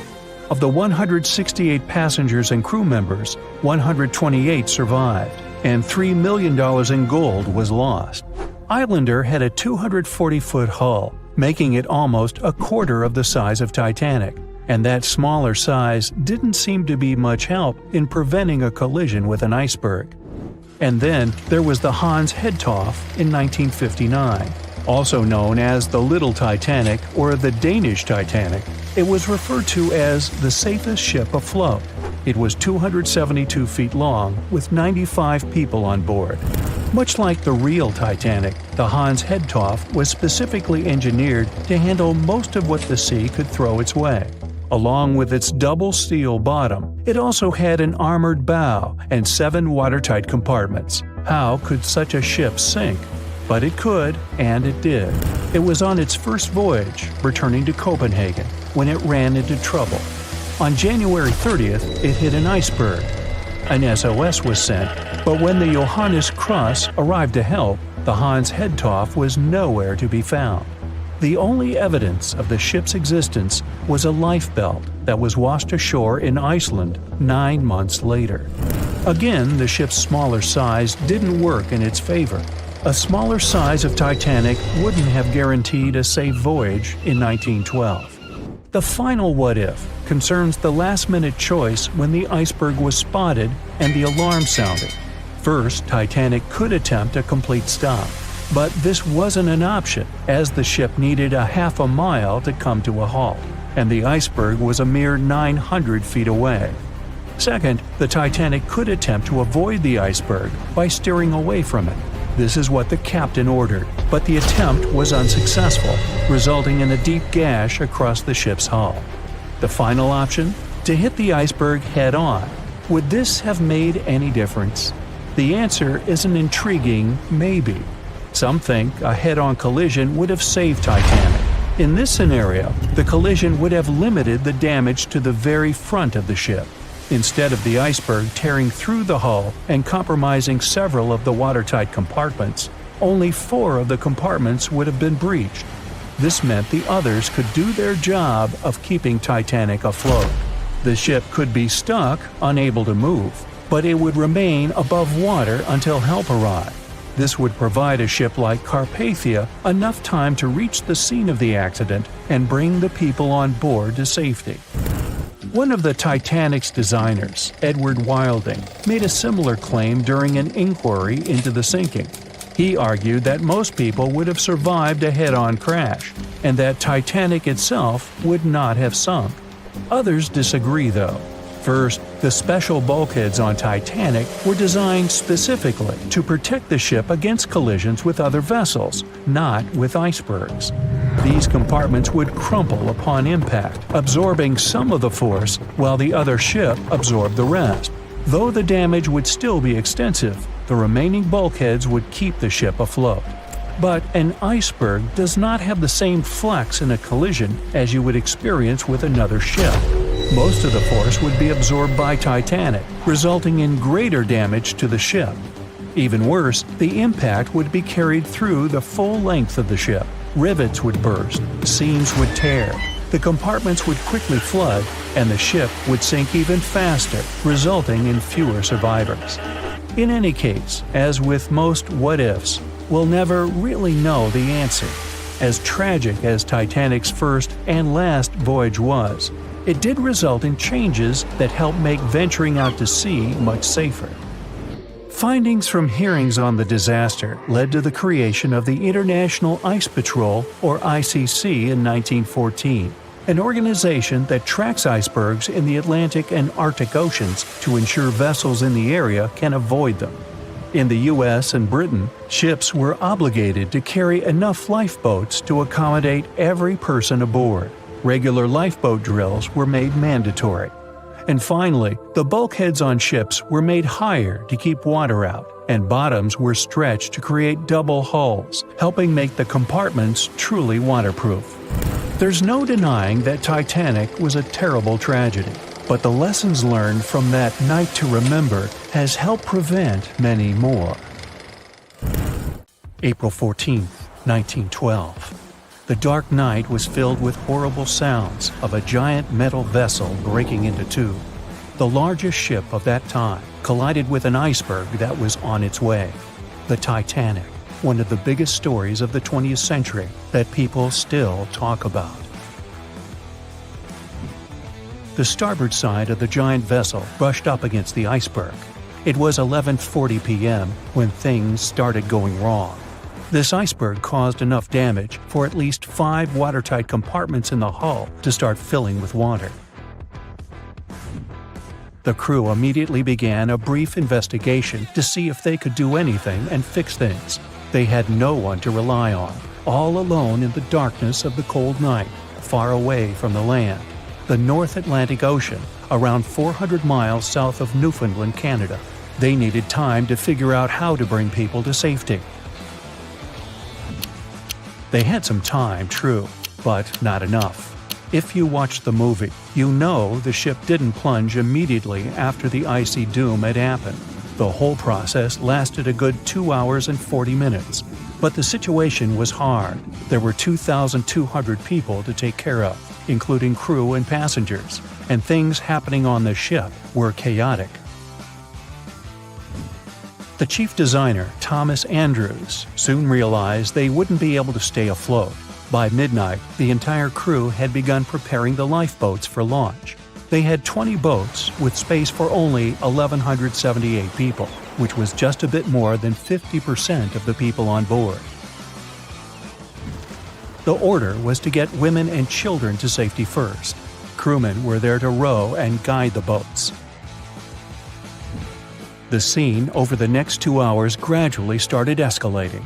The crew members had a task to wake up passengers and warn them something bad was happening. They wanted to place them into a fleet of lifeboats as soon as possible. At 12:15 a.m., some crew members sent out a distress signal. A steamship called Frankfurt was among the first ones that received the message and responded, but they were about 170 nautical miles away. Some other ships also got the message and offered their assistance, but sadly, they were too far away as well. At 12:20 a.m., the Cunard liner Carpathia got a distress signal from the Titanic and changed its course right away. They were 58 miles away at the time, and it would take them more than 3 hours to get there. 20 minutes later, the crew was lowering the first lifeboat. It was carrying only 27 passengers, although it had room for 65. Many of the lifeboats that were launched first were well below capacity. Crew members were worried, thinking the Davids wouldn't be able to hold a fully loaded lifeboat. And in the beginning, many passengers were just too afraid to leave the ship. They still thought Titanic was unsinkable and couldn't imagine the scenario that was going to happen 1 to 2 hours later. The crew was firing the first of 8 distress rockets. Unsuccessful. No one was close enough to help. By 1:20 a.m., they lowered 10 lifeboats. Number 8 had only 28 people in it. One of the passengers on the number 10 was 9-week-old Melvina Dean. She would later become the last survivor who lived until 2009 and turned 97. It was 2 a.m. already. 3 of the collapsible boats were the only lifeboats that remained on the ship. The bow of the vessel had sunk low and had tipped far under the surface. People around it could now clearly see stern propellers above the water. Crew members were lowering collapsible lifeboat D from the roof of the officers' quarters with over 20 passengers in it. As the ship's bow went under, the water was washing collapsible A from the deck. Those 20 people were struggling because their boat was partly filled with water. As crew members were trying to release collapsible B, it fell. Before they righted it, the water swept it off the ship. 30 passengers still managed to find safety on the overturned lifeboat. At 2:17 a.m., the ship's wireless operator decided to transmit one last distress call. A minute later, the light on the ship finally went out. Titanic and all left on board plunged into darkness. The bow continued to sink, and the stern was rising higher above the surface, which placed great strain on the midsection. Horrible sounds were filling the night. Titanic, This massive, legendary ship so many people placed their hopes in and were excited about broke into two between the third and fourth funnels. Reports would speculate it took about 6 minutes for the bow section to reach the ocean bottom. The stern settled back in the water before it rose again into a vertical position. It remained in this situation until it finally disappeared into the ocean. At 2:20 a.m., the stern apparently retained air inside and water pressure crushed it as it went down. The stern landed about 2,000 feet away from the bow. People consider the Titanic the fastest ship in the world. They thought it was unsinkable because 4 of its compartments could be flooded and that still wouldn't cause a critical loss of buoyancy. Its life was problematic since its beginning. While the ship was leaving port, it moved within a couple of feet of the steamer New York. It managed to safely pass by, which was a huge relief for all those worried passengers massed on the ship's decks. Titanic sailed off on the 10th of April. Its first journey was across the highly competitive Atlantic route. On the launch day, the Titanic became the biggest movable object in the history of humankind. 882 feet long, 92 feet wide.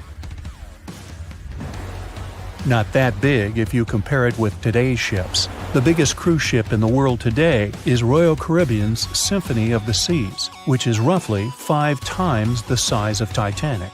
If you put that ship in a vertical position, it would be nearly as tall as the Empire State Building, which is 1,250 feet without antennas. But Titanic was a huge attraction back in its time. At one moment of their journey, they stopped in France, after which they made another stop in Ireland.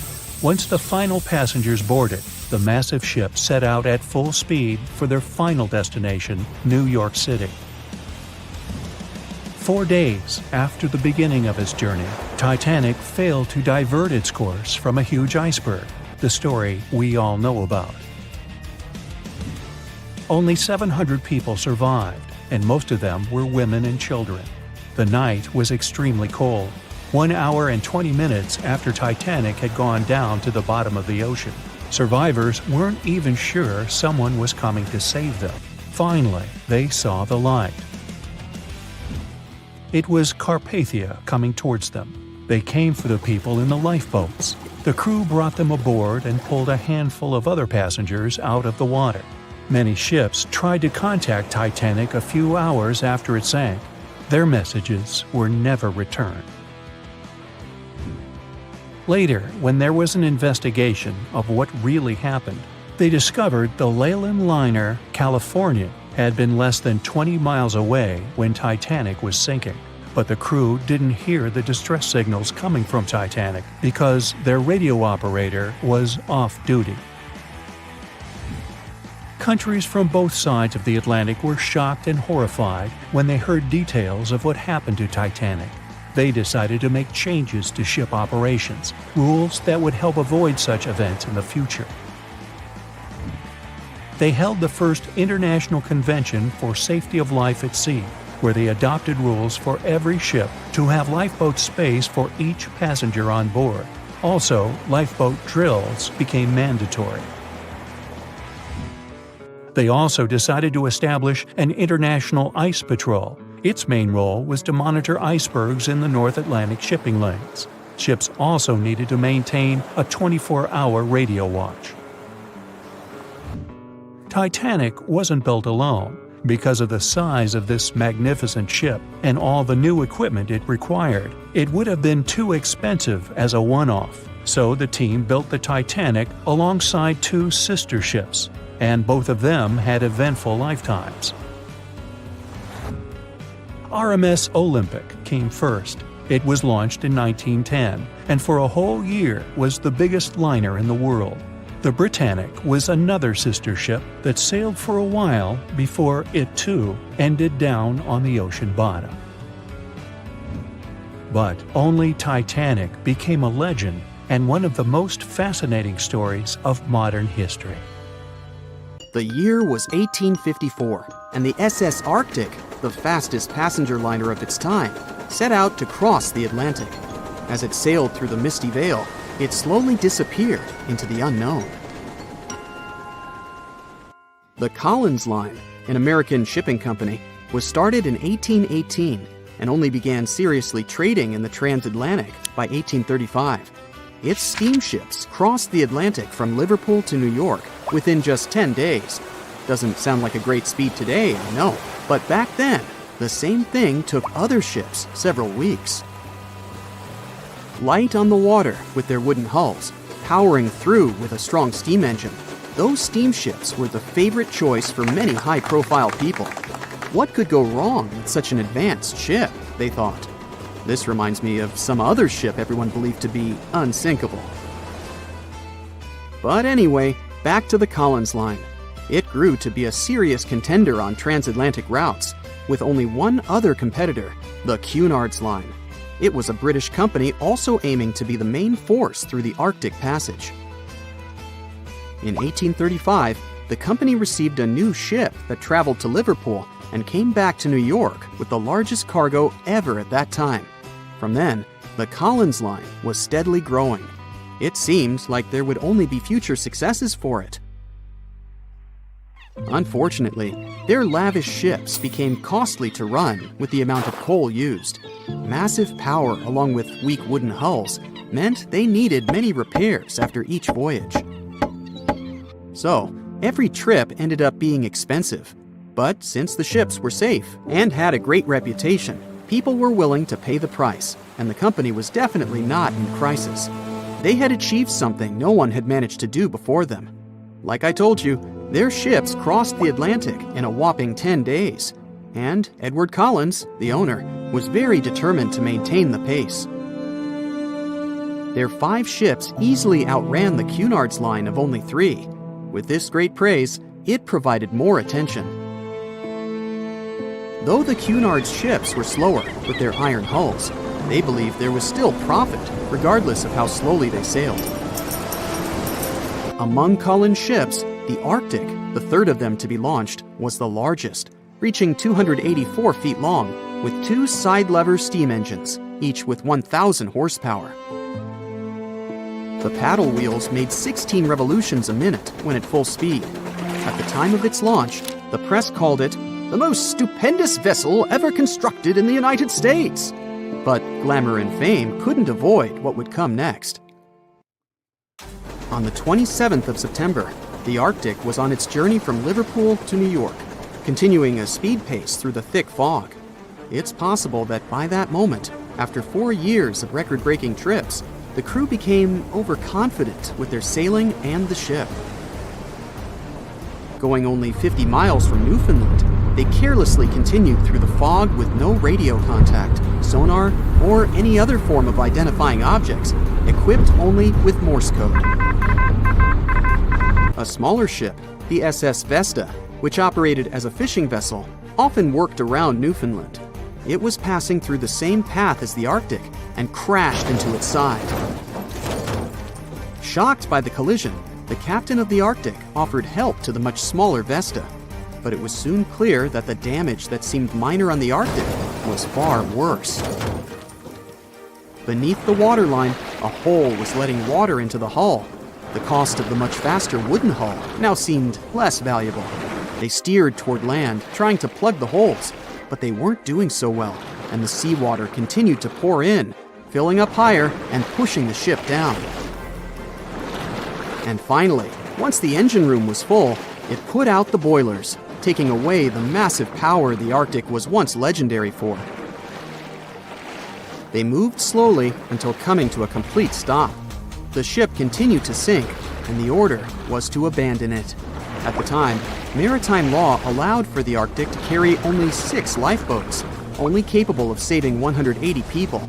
The crew and some of the passengers managed to push their way aboard and took most of the seats on those boats. Things were pretty wild, and everyone forgot about their manners, not letting the ladies and the youngest ones board first. It took 4 hours for the Arctic to sink. 150 crew and 250 passengers were on board. Those that weren't able to find a lifeboat made a desperate attempt to build their own rafts from parts of the ship. 2 days later, only 3 boats made it safely to the shore. The other 3 were never found. Believe it or not, the rescue party also saved some people that had been clinging to the wreckage for 2 days. Unlike the crew, the captain went down with the Arctic, but amazingly survived. He would be only one of 85 people that made it out of the 400 on board. When the news arrived 2 weeks later, the public responded with great sadness to the losses. Great anger soon followed towards the poor safety measures in the crew. The press published demands to change the laws for more lifeboats. It only made sense to have enough for every person on board a ship. But they ignored those requests. This neglect would lead to more disasters in the future. Enough lifeboats would only come into maritime law some 60 years later, after the disaster of the Titanic.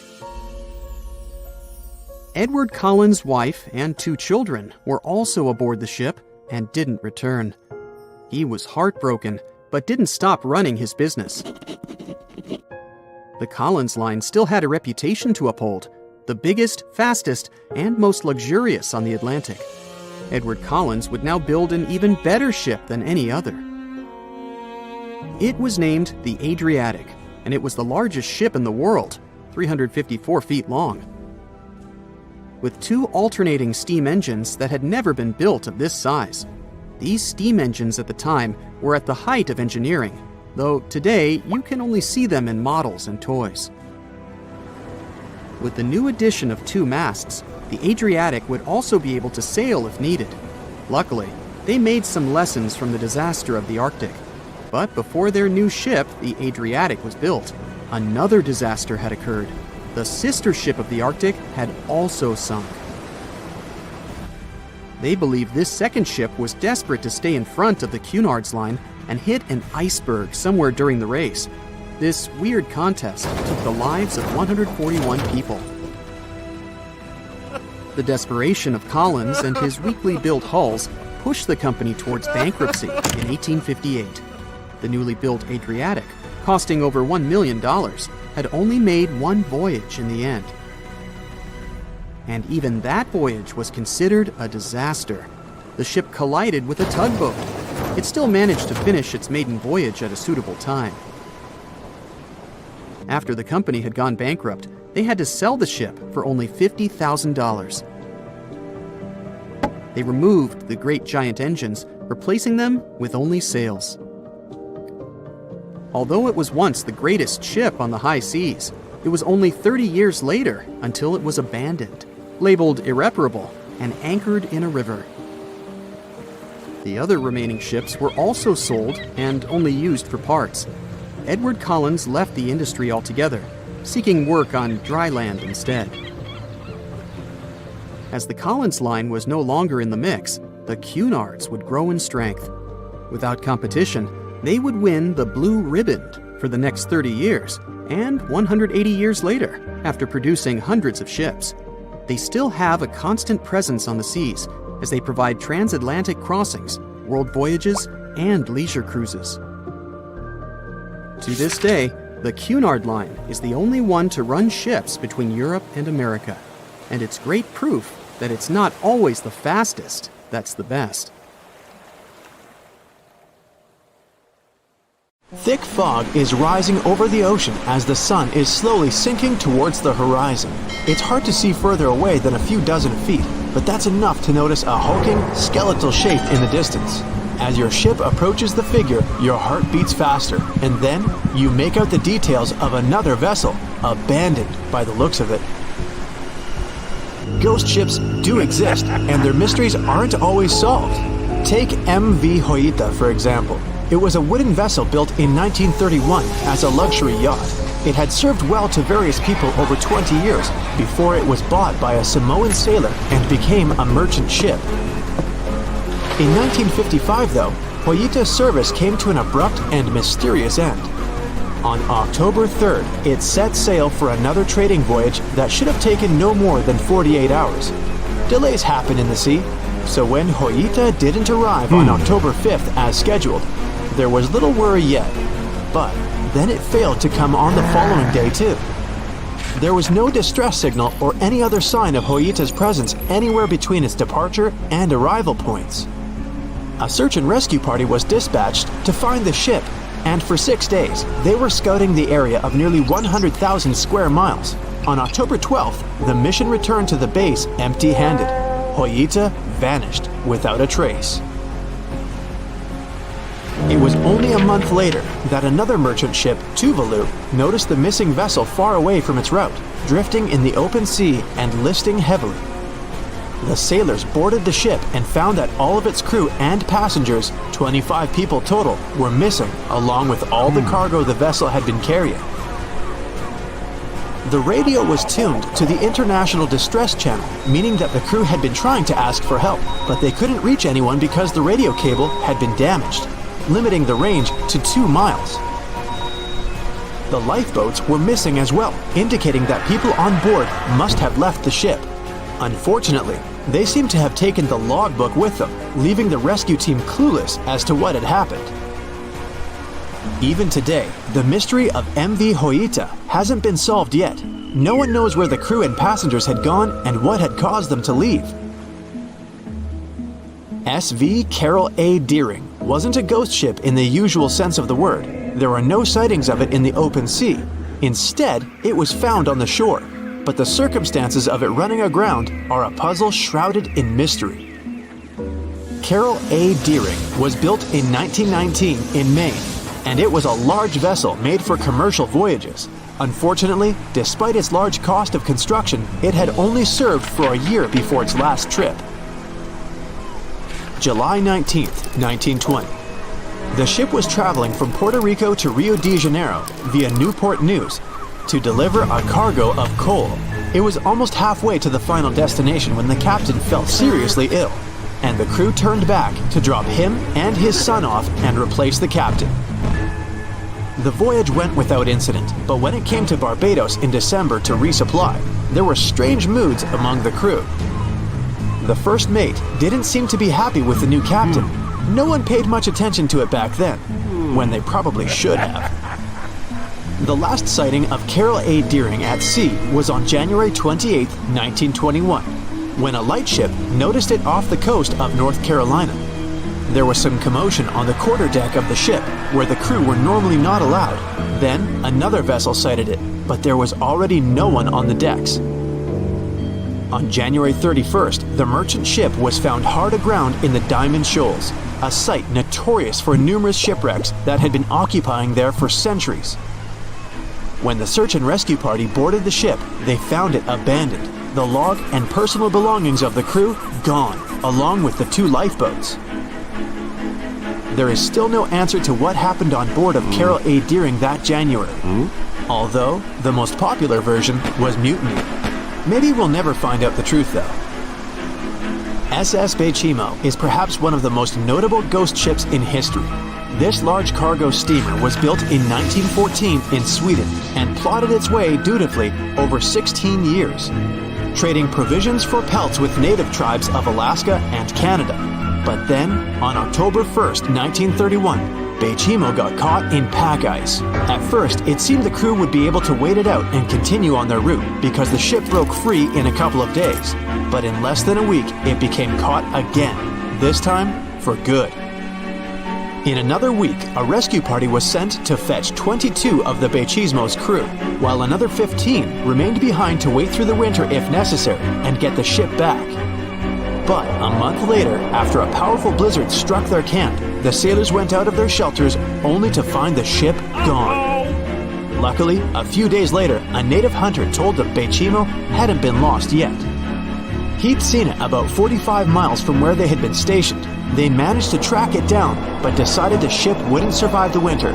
So they took the most valuable cargo from its hold and abandoned it. They were wrong though. SS Bechimo did survive that winter, and many more that followed. When the ice broke, it sailed away on its own, drifting listlessly along the shores of Canada and Alaska. There were numerous sightings of the ghost ship, sometimes adrift in the open sea, and at other times stuck in the pack ice again. People attempted to board and salvage it, but weather conditions or lack of equipment always prevented them.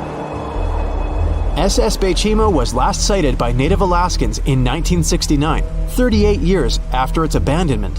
What became of it later remains unknown. The story of SS Orang Medan is one of the most puzzling and harrowing ghost ship stories of the 20th century. No one even knows for sure if the ship even existed in the first place. It wasn't recorded in Lloyd's Shipping, the International Register of Ships, which makes it either a tall tale or a vessel that avoided being officially recognized for some shady reasons. In any case, the accounts as to what happened to the Medan vary.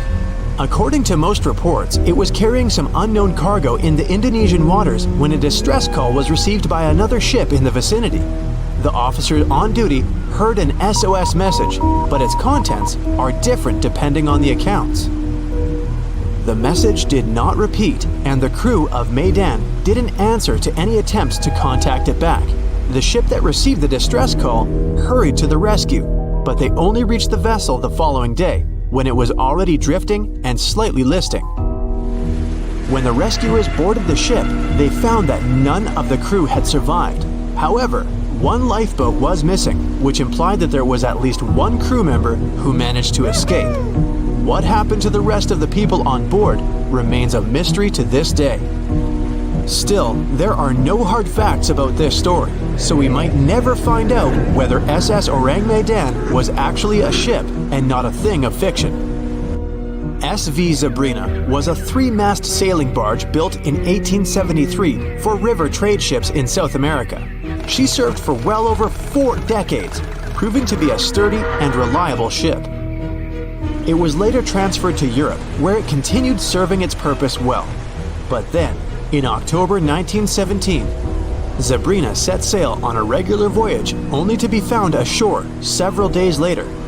Mysteriously, although the ship was perfectly intact, the entire crew of 5 and the captain were gone. There is no direct evidence or hard facts as to what really happened that day.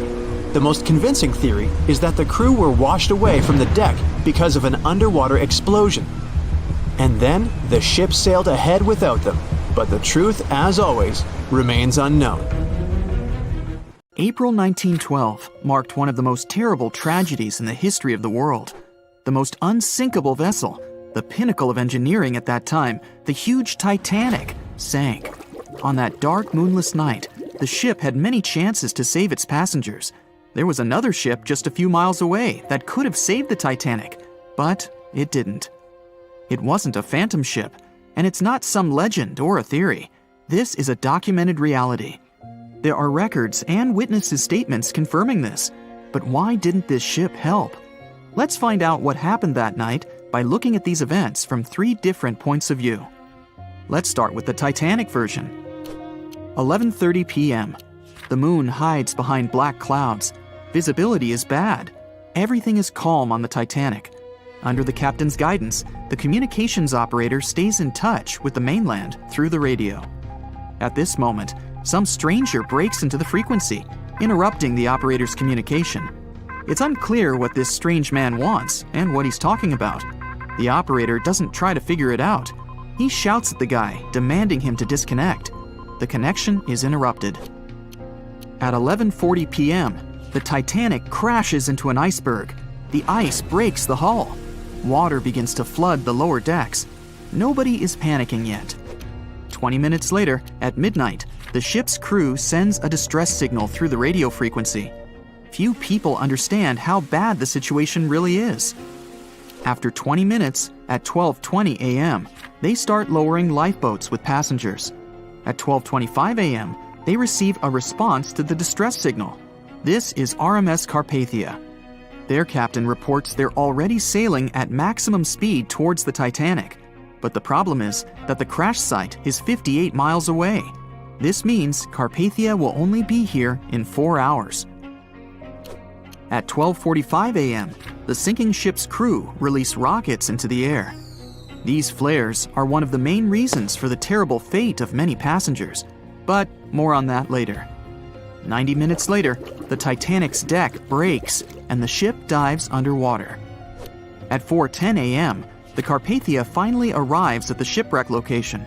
The crew members make heroic efforts to save all the people. They take 705 survivors on board. At this moment, another ship appears. It's SS Californian. The Carpathia sails towards the New York coast with all the people. The Californian floats in search of passengers and finds nothing but wreckage. The ship was only a few miles away while the Titanic sank into the icy water. The Californian could have saved these people, but did nothing. Its captain, Stanley Lord, made one of the most terrible acts that a sailor can allow. He didn't help a sinking ship. When the world found out about all this, they detested Captain Lord. They couldn't bring charges against him, and the trial didn't punish him. But his career was ruined entirely, as no other ship company would hire him. Despite this, he never confessed he had been guilty. Before he passed away, the captain said it hadn't been his fault. If this was true, then what happened there? This brings us to the Californian version. It's the night of April 14th. The Californian is sailing in the cold waters of the North Atlantic. The ship gets into a section with a lot of icebergs. At 10:10 p.m., Captain Lord stops the ship. It's too dangerous to move around this area, as they can damage the hull. At 11 p.m., the ship starts drifting. It's impossible to move in such conditions with such poor visibility. The captain knows that the Titanic is coming here, so he orders the radio operator to warn the ship about the danger.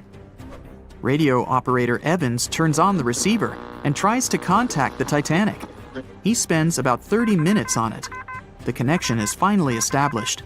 At this moment, the Titanic radio operator is speaking with the mainland. Evans interrupts this conversation and tries to warn the ship about icebergs. The operator doesn't understand Evans' words. He's annoyed because Evans broke into the channel so brazenly.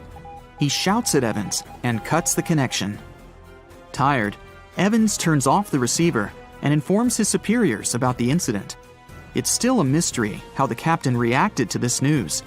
He probably thought the Titanic knew about the danger. He lets Evans go to bed. If Evans hadn't turned off the radio and waited 1 hour, he would have heard a distress signal from the Titanic. But you shouldn't blame him. At this point, he has no official reason to stay at the transmitter. Evans is too exhausted and can't fight drowsiness. So, Evans goes to bed. The Titanic begins to sink.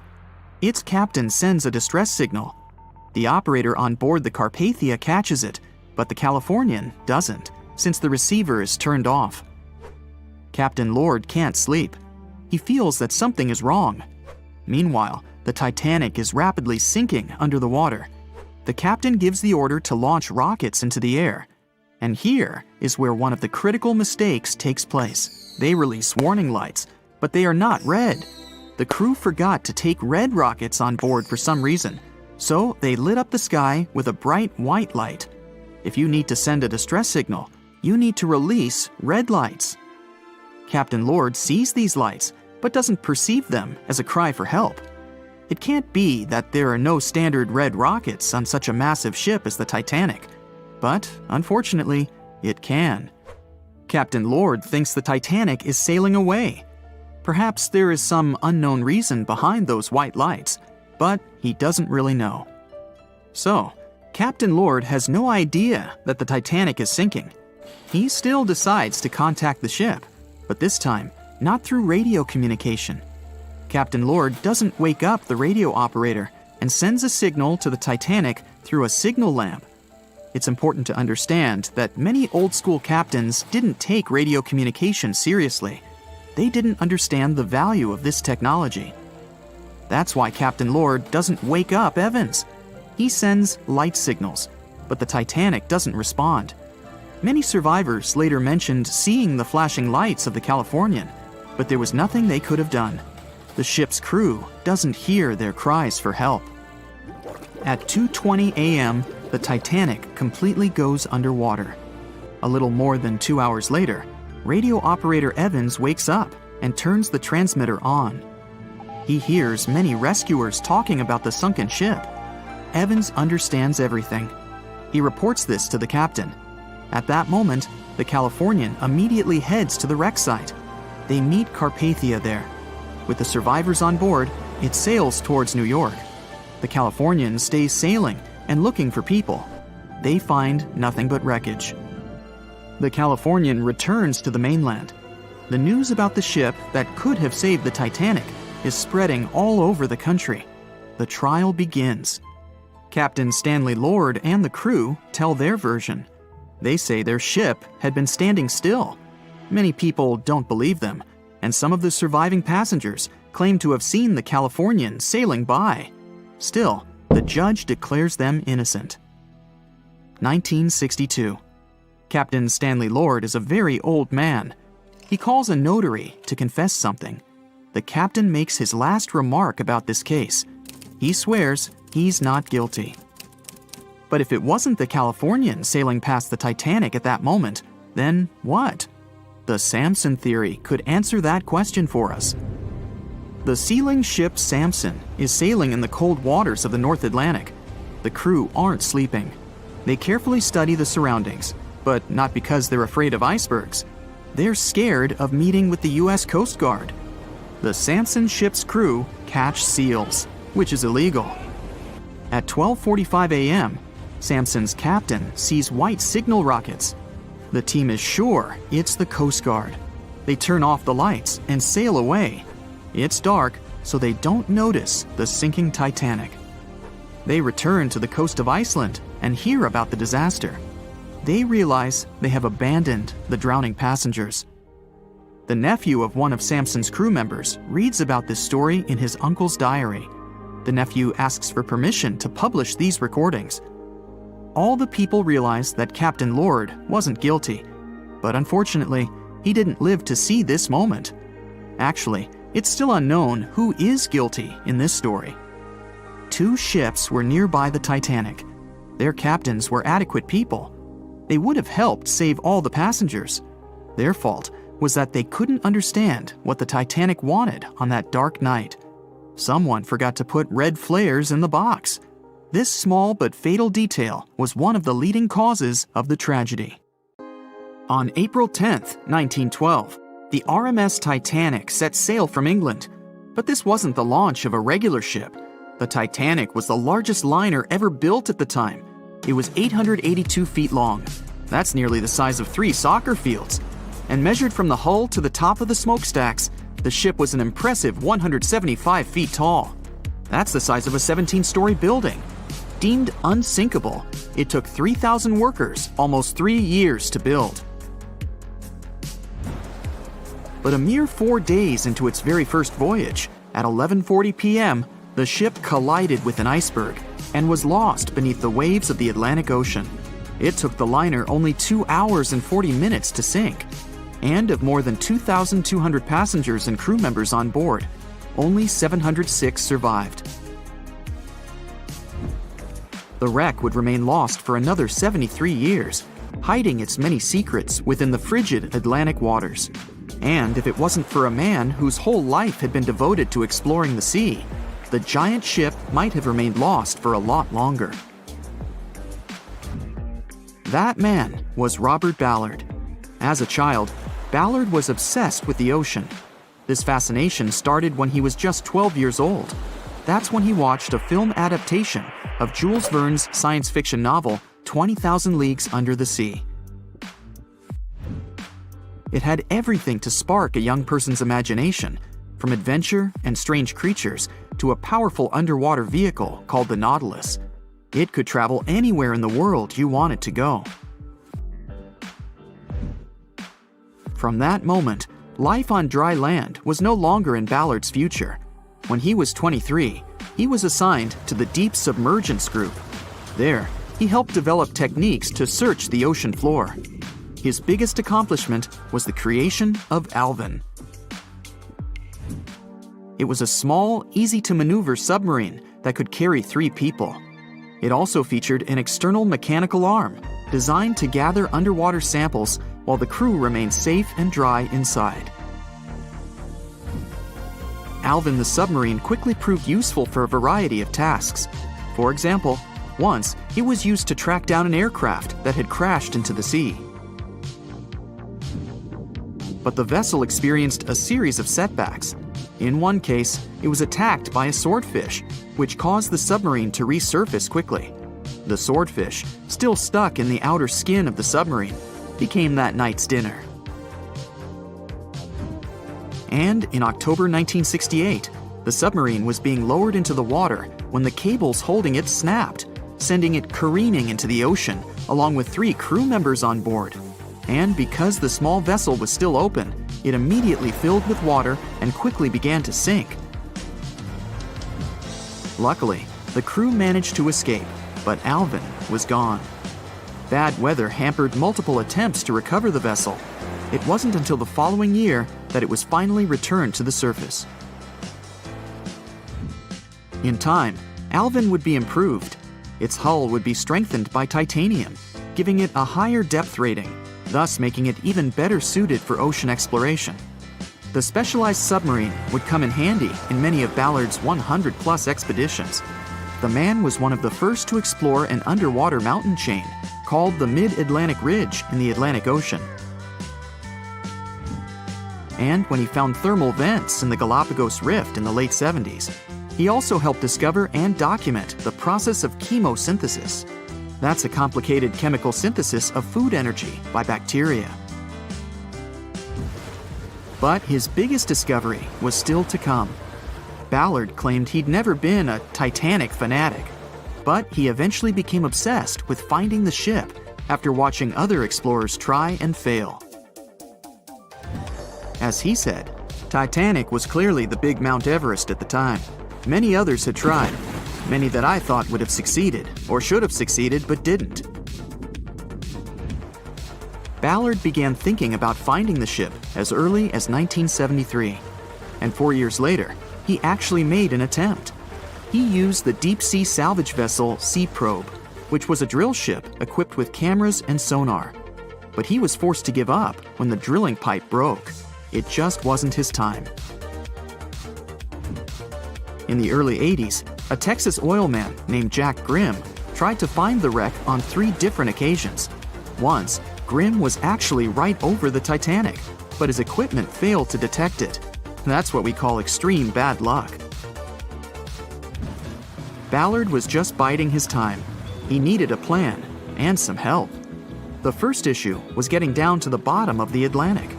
The furthest down he had ever traveled before was 20,000 feet, and this trip took him 3 hours, and that didn't include the way back up. Ballard knew he could use Alvin, already enhanced with a titanium hull to withstand the pressure of the ocean. But he also needed something that didn't require him to actually go down with it. An unpiloted remote-controlled submarine would be ideal. But first, he would have to create one. He reached out to the authorities, hoping they would provide funding for his project. And though officials had no interest in the Titanic, they were willing to help. But there was a catch. Ballard had to first focus on tracking down 2 submarines, the Thresher and the Scorpion, which had sunk to the bottom of the Atlantic Ocean in the 1960s. The authorities were hoping to study them to find out why they had sunk in the first place. They also wanted to know if they could be recovered or if it was safe to leave them on the ocean floor. Only when he had successfully completed this task would he be free to use any remaining time on his contract to find the Titanic. With no other options for funding, Ballard took the offer. He got to work. First, he created 2 new devices. Argo was an unpiloted deep-towed undersea video camera sled. It was designed to take photos and record videos from a series of cameras mounted on it. It could work at depths of up to 20,000 feet, and it could also explore nearly 98% of the ocean floor. Argo was supposed to be tethered to a boat. As the boat moved, Argo would be pulled behind, floating just above the ocean floor. The camera would then transmit images to the surface. The second device was a small robotic vehicle called Jason Jr. It was also controlled remotely, which allowed the crew inside a submarine, like Alvin, to get closer to and photograph underwater objects. Ballard was now ready. He knew he had to find those submarines quickly. And it didn't take him long. Much to his relief, the search was relatively simple, and he was able to fulfill his obligations with 12 days to spare. With almost 2 weeks to devote to finding the Titanic, he set out to explore the ocean. He focused the search close to Newfoundland, Canada, pulling Argo along the ocean floor and reviewing the images it collected. And after a few days of nothing, they eventually found riveted hull plates and a boiler. Could this be it? The next day, a ship's large bow was revealed. On September 1st, 1985, Ballard and his fellow crew members realized they had finally found the infamous ship. The discovery resulted in a mix of emotions. Ballard was excited to be the first to find the Titanic's final resting place, but he was also overwhelmed by the sense of grief for those who had suffered when the ship had gone down. Over the next 4 days, the crew explored the wreck. They found the crow's nest, from where the iceberg had first been spotted. Plus, there was finally evidence of how the massive ship had split in two before sinking, with both halves of the ship found. There was furniture and dinnerware, and sadly, several leather shoes of those who hadn't made it to safety were scattered about the ocean floor. Ballard succeeded where others had failed and became an instant celebrity around the world. You'd think that locating the Titanic would be enough for one man, but not for Ballard. In 2019, he took on the challenge of solving another mystery, the disappearance of Amelia Earhart. Earhart had attempted to be the first woman to fly around the world. Unfortunately, she disappeared somewhere over the Pacific Ocean in 1937.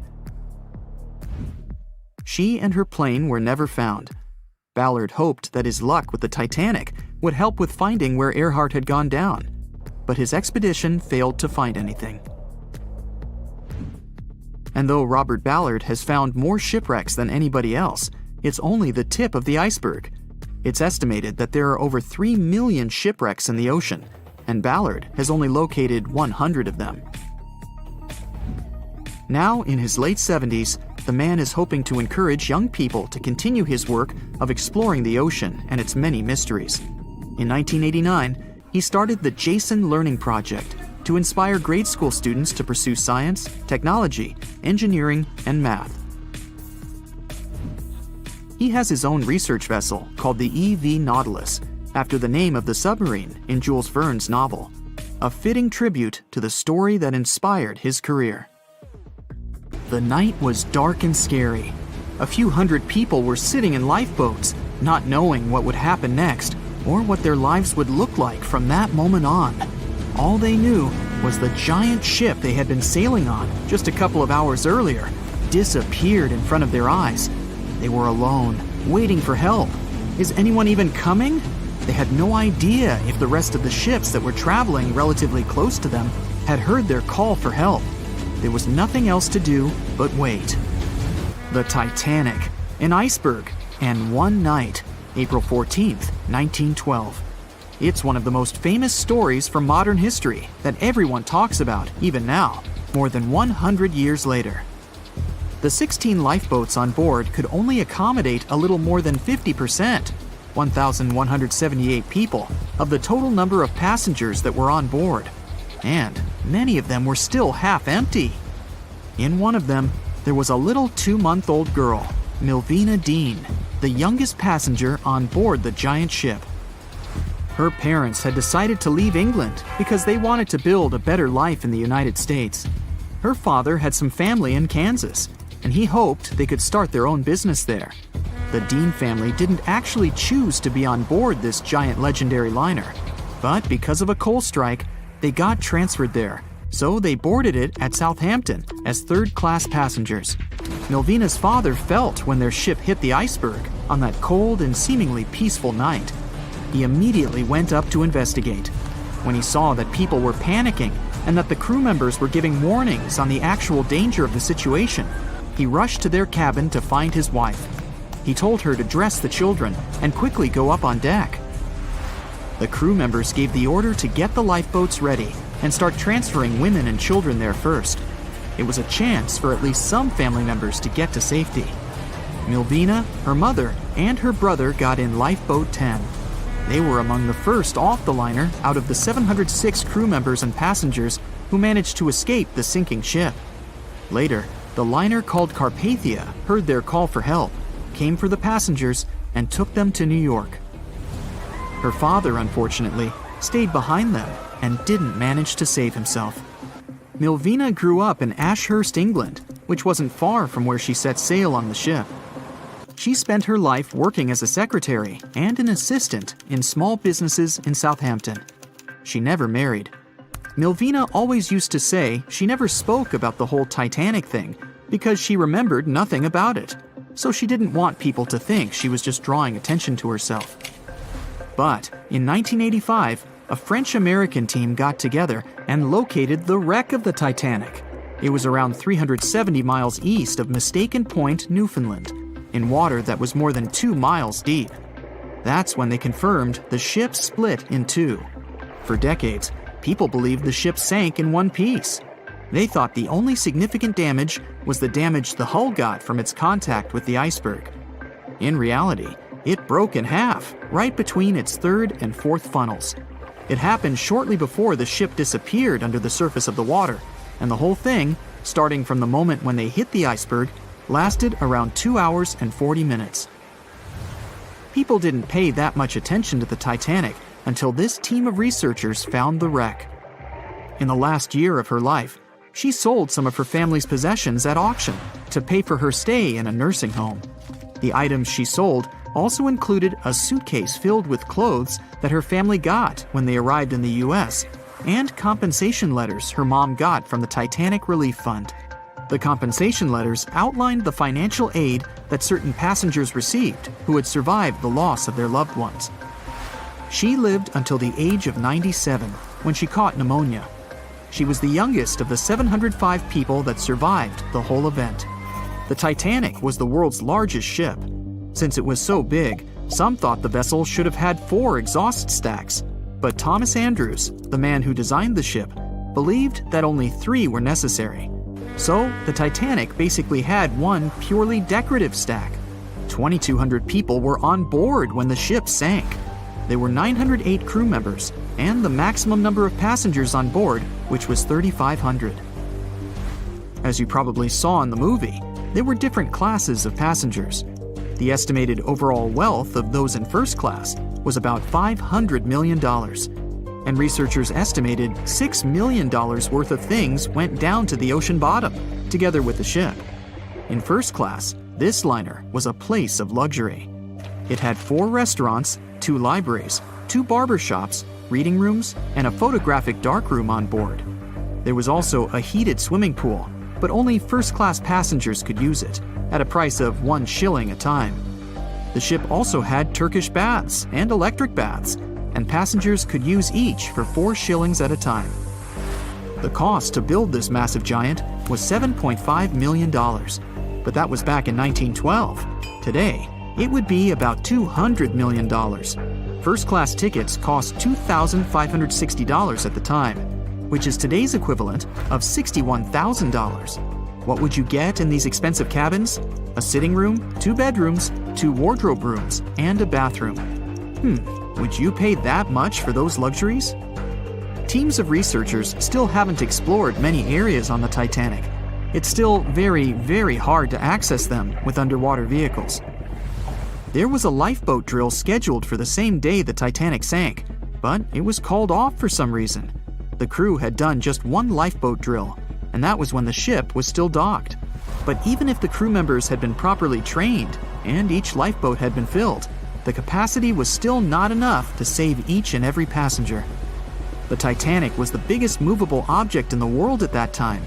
On May 31st, 1911, its immense hull made its way down the slipways and ended up in the River Lagan in Belfast. Over 100,000 people were there to see the launch, which took just a little more than a minute and went off without a hitch. The people who were in charge of the ship immediately towed the hull to a mammoth fitting-out dock. Thousands of workers spent most of the next year there working hard, building the decks and constructing all those luxury interiors that gave the Titanic its specific look. They were also installing the 29 giant boilers that would power the ship's 2 main steam engines. All that to get the title Unsinkable. The ship had more than just one fatal flaw. You may have heard of one of its design flaws. The airtight bulkheads weren't completely sealed on top. This allowed water to flow from one compartment to another, which eventually sank the liner. And Titanic had more flaws. High sulfur content, cold temperatures, and high speeds largely affected the steel of the vessel's hull and the iron of its rivets. The steel here shattered, while the rivets popped out relatively easily. This was the reason the Titanic sunk 24 times faster than we'd expect. There are many theories about what really led to the sinking of such a giant. And one says a full moon from a couple of months before could be one of the reasons. It may have created very strong tides that sent a flotilla of icebergs southward. This was right in time for the Titanic's maiden voyage. Research says an optical illusion prevented the ship from getting help. One famous British historian, Tim Moulton, thought the atmosphere on the night of the sinking created specific conditions that made it very hard for the crew members to spot icebergs. They partially caused something called superrefraction. The extraordinary bending of light causes miraging, and several ships in the area recorded it. Not only did this prevent the crew from seeing the troublesome iceberg in time, but it also stopped one of the ships that could have offered help from identifying the call for help and communicating with the Titanic crew. Also, some say the ship was traveling too fast. From the start, they blamed the skipper for sailing such a big liner at such a high speed, 22 knots, through the cold and unpredictable waters of the North Atlantic, which was full of hidden icebergs. April 1912 marked one of the most terrible tragedies in the history of the world. The most unsinkable vessel, the pinnacle of engineering at that time, the huge Titanic, sank. On that dark, moonless night, the ship had many chances to save its passengers. There was another ship just a few miles away that could have saved the Titanic, but it didn't. It wasn't a phantom ship, and it's not some legend or a theory. This is a documented reality. There are records and witnesses' statements confirming this, but why didn't this ship help? Let's find out what happened that night by looking at these events from 3 different points of view. Let's start with the Titanic version. 11:30 p.m. The moon hides behind black clouds. Visibility is bad. Everything is calm on the Titanic. Under the captain's guidance, the communications operator stays in touch with the mainland through the radio. At this moment, some stranger breaks into the frequency, interrupting the operator's communication. It's unclear what this strange man wants and what he's talking about. The operator doesn't try to figure it out. He shouts at the guy, demanding him to disconnect. The connection is interrupted. At 11:40 p.m., the Titanic crashes into an iceberg. The ice breaks the hull. Water begins to flood the lower decks. Nobody is panicking yet. 20 minutes later, at midnight, the ship's crew sends a distress signal through the radio frequency. Few people understand how bad the situation really is. After 20 minutes, at 12:20 a.m., they start lowering lifeboats with passengers. At 12:25 a.m., they receive a response to the distress signal. This is RMS Carpathia. Their captain reports they're already sailing at maximum speed towards the Titanic. But the problem is that the crash site is 58 miles away. This means Carpathia will only be here in 4 hours. At 12:45 a.m., the sinking ship's crew release rockets into the air. These flares are one of the main reasons for the terrible fate of many passengers, but more on that later. 90 minutes later, the Titanic's deck breaks and the ship dives underwater. At 4:10 a.m., the Carpathia finally arrives at the shipwreck location. The crew members make heroic efforts to save all the people. They take 705 survivors on board. At this moment, another ship appears. It's SS Californian. The Carpathia sails towards the New York coast with all the people. The Californian floats in search of passengers and finds nothing but wreckage. The ship was only a few miles away while the Titanic sank into the icy water. The Californian could have saved these people, but did nothing. Its captain, Stanley Lord, made one of the most terrible acts that a sailor can allow. He didn't help a sinking ship. When the world found out about all this, they detested Captain Lord. They couldn't bring charges against him, and the trial didn't punish him. But his career was ruined entirely, as no other ship company would hire him. Despite this, he never confessed he had been guilty. Before he passed away, the captain said it hadn't been his fault. If this was true, then what happened there? This brings us to the Californian version. It's the night of April 14th. The Californian is sailing in the cold waters of the North Atlantic. The ship gets into a section with a lot of icebergs. At 10:10 p.m., Captain Lord stops the ship. It's too dangerous to move around this area, as they can damage the hull. At 11 p.m., the ship starts drifting. It's impossible to move in such conditions with such poor visibility. The captain knows that the Titanic is coming here, so he orders the radio operator to warn the ship about the danger. Radio operator Evans turns on the receiver and tries to contact the Titanic. He spends about 30 minutes on it. The connection is finally established. At this moment, the Titanic radio operator is speaking with the mainland. Evans interrupts this conversation and tries to warn the ship about icebergs. The operator doesn't understand Evans' words. He's annoyed because Evans broke into the channel so brazenly. He shouts at Evans and cuts the connection. Tired, Evans turns off the receiver and informs his superiors about the incident. It's still a mystery how the captain reacted to this news. He probably thought the Titanic knew about the danger. He lets Evans go to bed. If Evans hadn't turned off the radio and waited 1 hour, he would have heard a distress signal from the Titanic. But you shouldn't blame him. At this point, he has no official reason to stay at the transmitter. Evans is too exhausted and can't fight drowsiness. So, Evans goes to bed. The Titanic begins to sink. Its captain sends a distress signal. The operator on board the Carpathia catches it, but the Californian doesn't, since the receiver is turned off. Captain Lord can't sleep. He feels that something is wrong. Meanwhile, the Titanic is rapidly sinking under the water. The captain gives the order to launch rockets into the air. And here is where one of the critical mistakes takes place. They release warning lights, but they are not red. The crew forgot to take red rockets on board for some reason, so they lit up the sky with a bright white light. If you need to send a distress signal, you need to release red lights. Captain Lord sees these lights, but doesn't perceive them as a cry for help. It can't be that there are no standard red rockets on such a massive ship as the Titanic. But, unfortunately, it can. Captain Lord thinks the Titanic is sailing away. Perhaps there is some unknown reason behind those white lights, but he doesn't really know. So, Captain Lord has no idea that the Titanic is sinking. He still decides to contact the ship, but this time, not through radio communication. Captain Lord doesn't wake up the radio operator and sends a signal to the Titanic through a signal lamp. It's important to understand that many old-school captains didn't take radio communication seriously. They didn't understand the value of this technology. That's why Captain Lord doesn't wake up Evans. He sends light signals, but the Titanic doesn't respond. Many survivors later mentioned seeing the flashing lights of the Californian, but there was nothing they could have done. The ship's crew doesn't hear their cries for help. At 2:20 a.m., the Titanic completely goes underwater. A little more than 2 hours later, radio operator Evans wakes up and turns the transmitter on.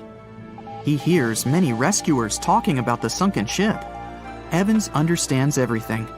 He reports this to the captain. At that moment, the Californian immediately heads to the wreck site.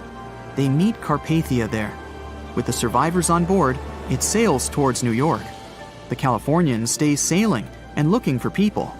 They find nothing but wreckage. The Californian returns to the mainland. The news about the ship that could have saved the Titanic is spreading all over the country. The trial begins. Captain Stanley Lord and the crew tell their version. They say their ship had been standing still. Many people don't believe them, and some of the surviving passengers claim to have seen the Californian sailing by. Still, the judge declares them innocent. 1962. Captain Stanley Lord is a very old man. He calls a notary to confess something. The captain makes his last remark about this case. He swears he's not guilty. But if it wasn't the Californian sailing past the Titanic at that moment, then what? The Samson theory could answer that question for us. The sealing ship Samson is sailing in the cold waters of the North Atlantic. The crew aren't sleeping. They carefully study the surroundings, but not because they're afraid of icebergs. They're scared of meeting with the U.S. Coast Guard. The Samson ship's crew catch seals, which is illegal. At 12:45 a.m., Samson's captain sees white signal rockets. The team is sure it's the Coast Guard. They turn off the lights and sail away. It's dark, so they don't notice the sinking Titanic. They return to the coast of Iceland and hear about the disaster. They realize they have abandoned the drowning passengers. The nephew of one of Samson's crew members reads about this story in his uncle's diary. The nephew asks for permission to publish these recordings. All the people realize that Captain Lord wasn't guilty, but unfortunately, he didn't live to see this moment. Actually, it's still unknown who is guilty in this story. 2 ships were nearby the Titanic. Their captains were adequate people. They would have helped save all the passengers. Their fault was that they couldn't understand what the Titanic wanted on that dark night.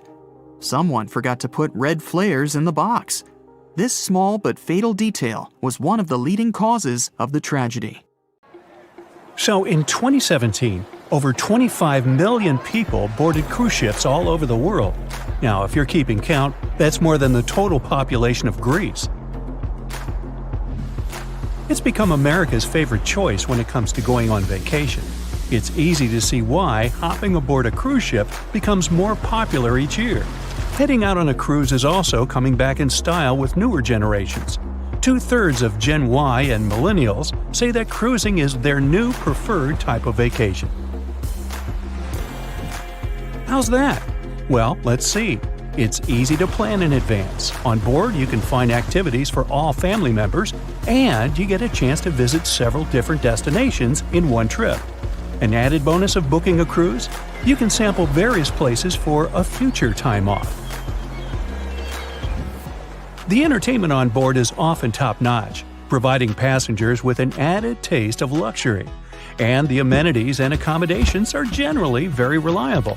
Not to mention that it gives tourists that feeling of actually getting away from everything that people strive for while out of the office. Royal Caribbean International is one of the largest cruise lines in the world, with just over 19% of the cruise market as of 2018. Its current fleet is divided into many different classes of ships, including the Voyager class, Radiance, and Quantum. The latest addition to the Royal Caribbean International's impressive fleet was built in 2018. Wonder of the Seas is now the largest cruise ship in the world. Since this spectacular liner has just had her maiden voyage in March 2022, let's look at some of the incredible perks it has to offer its passengers. For starters, the boat is so big that it had to be split into neighborhoods. Well, it figures since Wonder of the Seas can accommodate almost 7,000 passengers.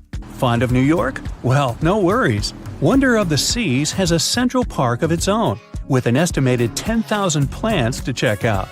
The ship's central park is a feature of all Oasis-class ships, being one of the so-called neighborhoods. Let's look at some other areas, shall we? Like this boardwalk, a place that includes an arcade, a candy store, and a sports bar. It's best suited for long walks.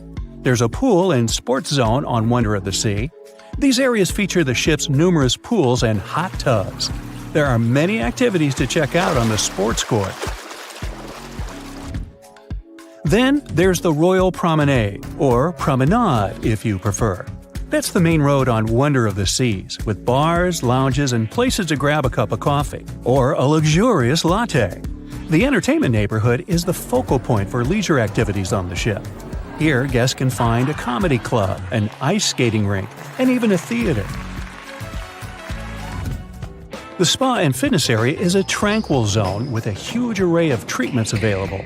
The fitness center is free of charge, by the way, so there's no excuse for guests to skip a leg day. An extra eighth zone was added to Wonder of the Seas. It's called the Suite Neighborhood. This is an exclusive area designed for guests staying in the suites. Oh, now I get it. It's located at the top of the ship. Guests here have designated staff members called Royal Genies. Yeah, if you rub a lamp in your suite, they appear. Nah, not really. The genies are similar to butlers. They can cater to just a few cabins. Of course, the cruise line wants to divert other guests from asking these crew members various questions and taking their time. That's why the genies don't wear name tags in public areas. As for its itinerary, Wonder of the Seas was initially supposed to be homeported in China, but Royal Caribbean decided to move the liner to the United States. In March 2022, the ship started its journey with 7-night Eastern and Western Caribbean itineraries. In May 2022, Wonder of the Seas is scheduled for a trip to Europe, with Western Mediterranean cruises from Barcelona and Rome planned for its guests. Passengers will also be able to visit Palma de Mallorca, Spain, and Capri, Italy. When the summer season is over, Wonder of the Seas is scheduled to return to Florida to offer year-round sailing starting November 2022. And by the way, there is no truth to the rumor that a special cruise only for highly allergic and hay fever sufferers will be called the Wonder of the Sneeze. Nope, not at all. Now, it's hard to imagine a ship so massive that can accommodate so many amenities on board. For example, the Titanic was the largest ship of its time, measuring 882 feet in length. And Wonder of the Seas is not only 1,188 feet long, it's also 36% taller and 34% wider. Speaking of lifeboats, which I am about to, Titanic had a mere 20 lifeboats on board, which was tragically not enough to fit all the passengers after the ship hit the iceberg. But Wonder of the Seas has an even smaller number of lifeboats, 18 to be precise. Sounds weird and dangerous? Well, not really, given that each of these lifeboats can accommodate up to 370 people. It means that all the passengers and crew members, an estimated 8,000 people if fully booked, are going to be safe in case of an emergency. If we could somehow have a race between the two ships, well, Titanic was in fact the faster ship out of the two, beating Wonder of the Seas by 1 knot per hour. Cruise ship passengers today are more interested in the experience rather than the speed of the boat itself. That's why how fast a ship can travel is not an extremely important aspect nowadays. In terms of costs, Titanic cost around $7.5 million at the time of its construction. It's the equivalent of about $200 million today. How about Wonder of the Seas? Well, it cost a staggering $1.35 billion to build, making it 6 times more expensive than the Titanic. How about we compare ticket prices? Well, in this case, the least expensive ticket on Titanic was £7. It's about $1,000 today.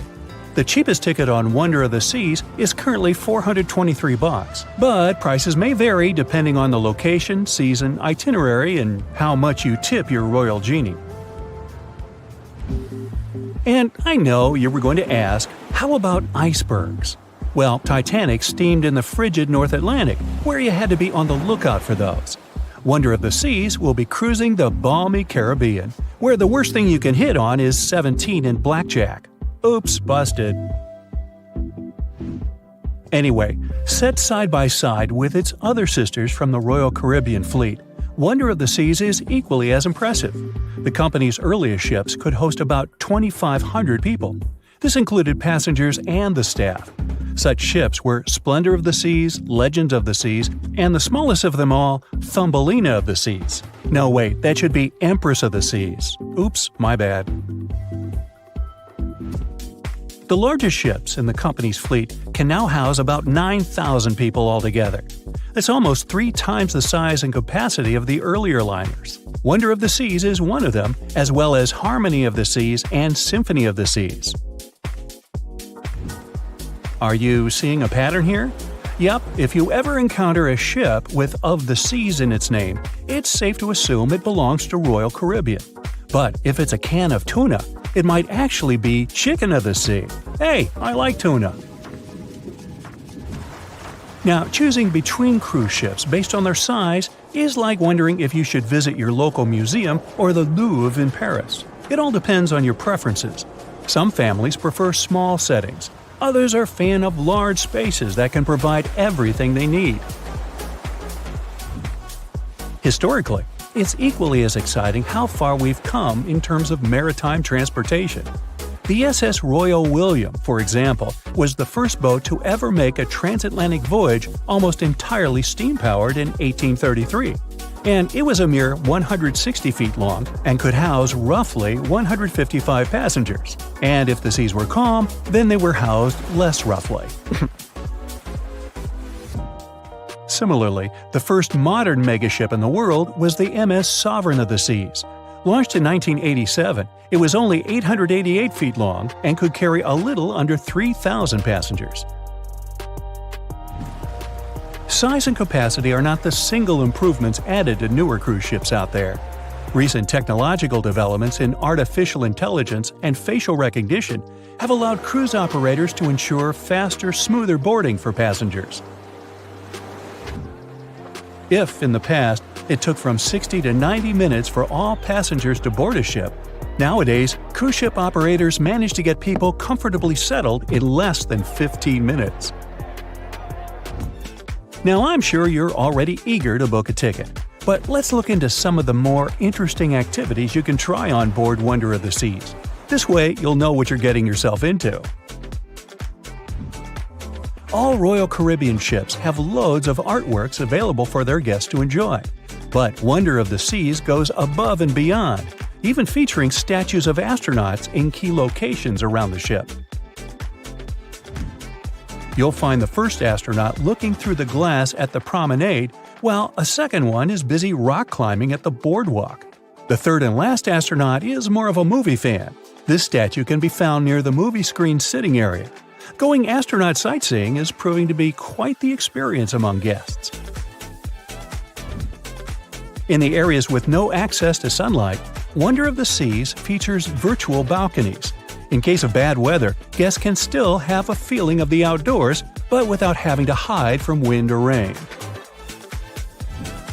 Teenagers have a place of their own reserved on the ship.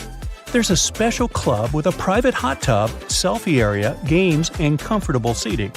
The inside part of this club features a vending machine, an interesting collection of literature, and tables for foosball. Well, sign me up. Meet Arthur John Priest. No, he isn't famous for being a painter or for discovering some long-lost treasure. He didn't invent some cool gadget or break any world records. No, Arthur John Priest is famous simply for being unsinkable. Proving one can be both lucky and unlucky at the same time, Priest was involved in, and survived, several mishaps at sea, including the fateful maiden voyage of the Titanic. Priest was not a rich man interested in sailing for pleasure. He was part of the working class, employed as a stoker or fireman, stuck for hours within the hot bowels of large steam-powered vessels. His job was dirty and difficult. He was responsible for keeping the furnaces lit, feeding them coal to ensure enough steam was produced for the engines to work.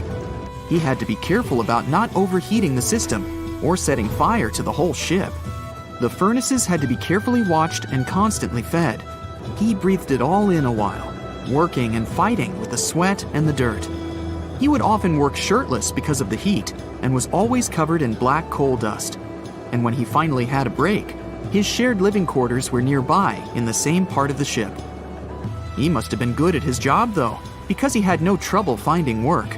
But wherever he went, bad luck seemed to follow. The first incident was a mild one. As a young man, Priest worked on the RMS Asturias. The passenger liner first set sail in 1907, traveling between Southampton in the UK to Buenos Aires in Argentina. At some point during its maiden voyage, the ship suffered a small collision. The damage was bad enough that the ship returned for repairs. Thankfully, there were no reports of any serious injuries. Priest, unfazed, simply went to work on another ship, but his bad luck lingered on the Asturias. In 1914, the Asturias became a hospital ship, helping care for sick men and women around Europe while bringing them home to England. But in March 1917, at just around midnight, the ship was struck by a foreign object. Its hull was breached and the engine room flooded. The captain ordered everyone to abandon the ship, sending crew, patients, and health staff scrambling for the lifeboats. The vessel was still moving, powering through the water because the main controls, located within the flooded engine room, could not be turned off. The captain refused to leave the ship while people were still trying to escape. He was able to aim the Asturias towards Bolt Head, where it finally hit land and couldn't sink. The remaining lifeboats were lowered and the final survivors made it to safety. When they studied the damage on the ship later, the Asturias was declared a total write-off. It might be hard to pin this particular disaster on Priest. After all, he wasn't even on the ship at the time. But it seemed that many of the ships on which he served were destined for trouble. His bad luck followed him to his next job on the RMS Olympic, a massive ocean liner. The Olympic was big. In fact, it had been designed and built as part of the fleet that included the Titanic. But with size came sacrifice. The Olympic was great at moving in one direction, but very difficult to handle when it needed to turn. It was September 1911. The Olympic was trying to alter its course. The Hawk, a smaller ship sailing nearby, didn't give the larger vessel enough room to maneuver, and the two slammed into each other. Because the Hawk was engineered to deal with potential confrontations when out at sea, its reinforced bow tore through the Olympic. Two large gashes appeared on the ocean liner's side. The propeller shaft was badly twisted, and worse, the ship began to take on water. Somehow, the Olympic made it to shore without sinking, and nobody was seriously hurt. Priest had no idea that this was just a small taste of what his future held for him. He next found employment on a brand new ship, a better ship, an unsinkable marvel that was said to be the biggest vessel to have ever been built. Yes, he was going to work on the Titanic. And what a job! It took 29 boilers, requiring 850 tons of coal a day to produce enough steam to power the Titanic. Priest was just one of 150 stokers toiling away in the ship's underbelly, keeping those fires burning day and night. He made around $30 a month. But on April 14, 1912, he would find himself flung from a world of extreme heat to one of blistering cold. At approximately 11:35 p.m., the crew spotted an iceberg. The Titanic tried to avoid it, but the alarm had been sounded too late. 5 minutes later, the two collided. The iceberg tore through the hull, and the once watertight compartments inside were badly ruptured. As the cold Atlantic water flooded in, the ship began to sink. Distress signals were sent, but the closest ship, the Carpathia, was over 3 hours away. In the dark of night and stuck in the middle of nowhere, the crew and passengers panicked. Those who could scrambled for the lifeboats. Others jumped into the icy waters. In total, only 706 survived that terrible night. Priest, at the time of the collision, was down in the ship's lower quarters. He was on break, relaxing from a hard day of work. And as the ship went down, so did his chances of survival. He and his fellow workers were in the most dangerous position on the ship. They had to make their way through a maze of corridors and gangways, some of which were flooded, in a mad dash to the deck. And then they faced the frigid water, jumping in and desperately swimming to safety. The ocean was so cold that Priest even suffered frostbite before finding his way onto a lifeboat. He was one of only 44 stokers to survive that night. After an experience like that, most of us would never set foot on a boat again. But Priest had to work. His next job also ended in disaster. He was offered employment on the HMS Alcantara. It went down in 1916, and Priest was again one of the few to make it to safety. He was badly wounded in the process. But he kept pressing his luck, and his next job as a stoker may have felt eerily familiar. He would be working on a ship built by the same people behind both the Olympic and the Titanic. And this ship, named the Britannic, was the biggest of the three. It was also believed to be a superior vessel, fitted with new safety features after the Titanic sank. For example, it had 48 open lifeboats, 46 of which were the largest ever used on a ship before. 2 of these were even motorized and equipped with special communication devices. The good news? The Britannic survived its first trip without incident. It was already doing better than the Titanic ever did. However, on November 21, 1916, the Britannic was shaken by a loud explosion while traveling through the key channel in the Aegean Sea. The hull was damaged, and some of the compartments began to fill with water. But, unlike the Titanic, the Britannic had been designed for just such an emergency. It had been fitted with 5 watertight bulkheads. Intact, these would help keep the ship safe and floating for a much longer period of time. But there was one issue. Portholes along the lower decks had foolishly been left open. As the ship tilted, the portholes let in water, which flooded the Britannic and hastened its descent into the sea. This effectively made those watertight bulkheads useless. The ship was going down fast, much faster, in fact, than the Titanic had sunk. 35 of the lifeboats were successfully launched, saving most on board. Of the 1,066 passengers and crew, 1,036 survived. Priest, his luck intact, was one of them. And yet, he still wasn't done with a life at sea. He accepted a position as a stoker on the Donegal. It was a smaller passenger ferry that had been converted for use as a hospital boat.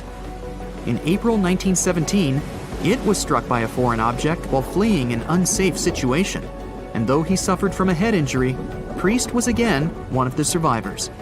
It took experiencing 2 collisions and 4 sinkings before Priest was finally ready to retire. In fact, he reportedly said he only gave it up because no one wanted to sail with him. Can you blame them? He would live out the rest of his life on dry land in Southampton, England, with his wife Annie and their 3 sons. But Arthur John Priest would always be remembered as the unsinkable stoker. It was September 12, 1990. In those times, way before instant messaging and Zoom calls, a little girl was looking for pen pals. Zoe was aboard a ship from England to Belgium on vacation with her parents. She was only 10 years old at the time, but was a very clever schoolgirl. She took a piece of paper and started putting some words together. She introduced herself, then wrote about how she liked ballet and playing the flute and the piano. Of course, she couldn't help but mention her 2 adored pets, a little hamster she called Sparkle and her fish Speckle. She also put down the address at which she could be reached in case someone was interested in writing back to her. But alas, she was at sea. Who could she send this message to? An interesting idea came to her mind. She carefully placed her letter in a plastic bottle, tightly closed the lid to protect it from the water, and threw it into the sea. The little girl's excitement faded away over the years as she didn't receive a response. Maybe the bottle got stuck somewhere. Maybe it was swallowed by some big, scary sea creature. Or maybe the water actually poked through the plastic cap and destroyed her message. Many years later, on Christmas, a letter for Zoe was received at her parents' house under her maiden name. The postage signaled that the message was from Europe. It was from a Dutch couple, Piet and Jacqueline Leteau, who had found her delicate bottle and were very considerate to write back. They pointed out that they had found the letter among the debris thrown at the shore by the sea. Zoe's letter had been stranded for a staggering 23 years at sea and traveled for more than 350 miles to reach its final destination near Rotterdam in the Netherlands. That's quite a voyage for a small plastic bottle. A story similar to that of Zoe is the strange connection between 2 little boys. A little German boy named Frank Uzbek was on a boat traveling to Denmark when he got the same idea as Zoe. He was 5 years old at the time he put together a message and threw it into the unknown. The year was 1987. He got his response years later when he was 29. His letter, just like the one Zoe would send a couple of years later, had been at sea for 24 years. His message was found by a boy named Daniel Korotkin while he was on a walk with his parents on the Koronian Spit near the Baltic Sea. Daniel was lucky that his father knew enough German to translate the message. The unlikely friends eventually met via video call in 2011. Not all message-in-a-bottle stories have been explained away. In 2013, a Croatian surfer came across a damaged bottle while near the Adriatic Sea. The message it contained dated back to 1985, and it was from a man named Jonathan. The sender was eager for his letter to reach a woman named Mary, and he also expressed his keenness for her to respond. Since the letter was supposedly sent from Nova Scotia, the bottle had to have traveled a mind-boggling 3,700 miles. The message went from the Atlantic Ocean, entered the Mediterranean Sea, and reached the Adriatic shores in Croatia. The identities of neither John nor Mary were ever discovered. There are also messages in a bottle with wonderful love stories to share. This was the case for Ake and Paulina Viking.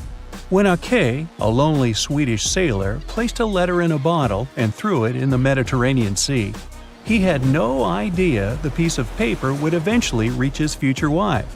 This was in the early 1950s. The bottle was found by an Italian man who was inspired enough to give it to his niece, Paulina. After a year of back-and-forth letters being exchanged, Ake and Paulina eventually met and got married.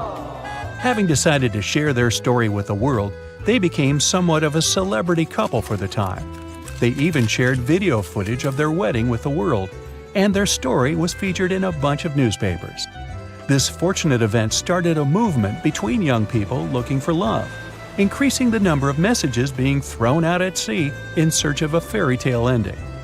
Not all the stories that started out like this eventually worked out, though. In 1945, an American named Frank Hayostak placed a similar message to that of Ake's in a bottle and threw it in the waters. Almost a year later, his letter was found by an Irish woman.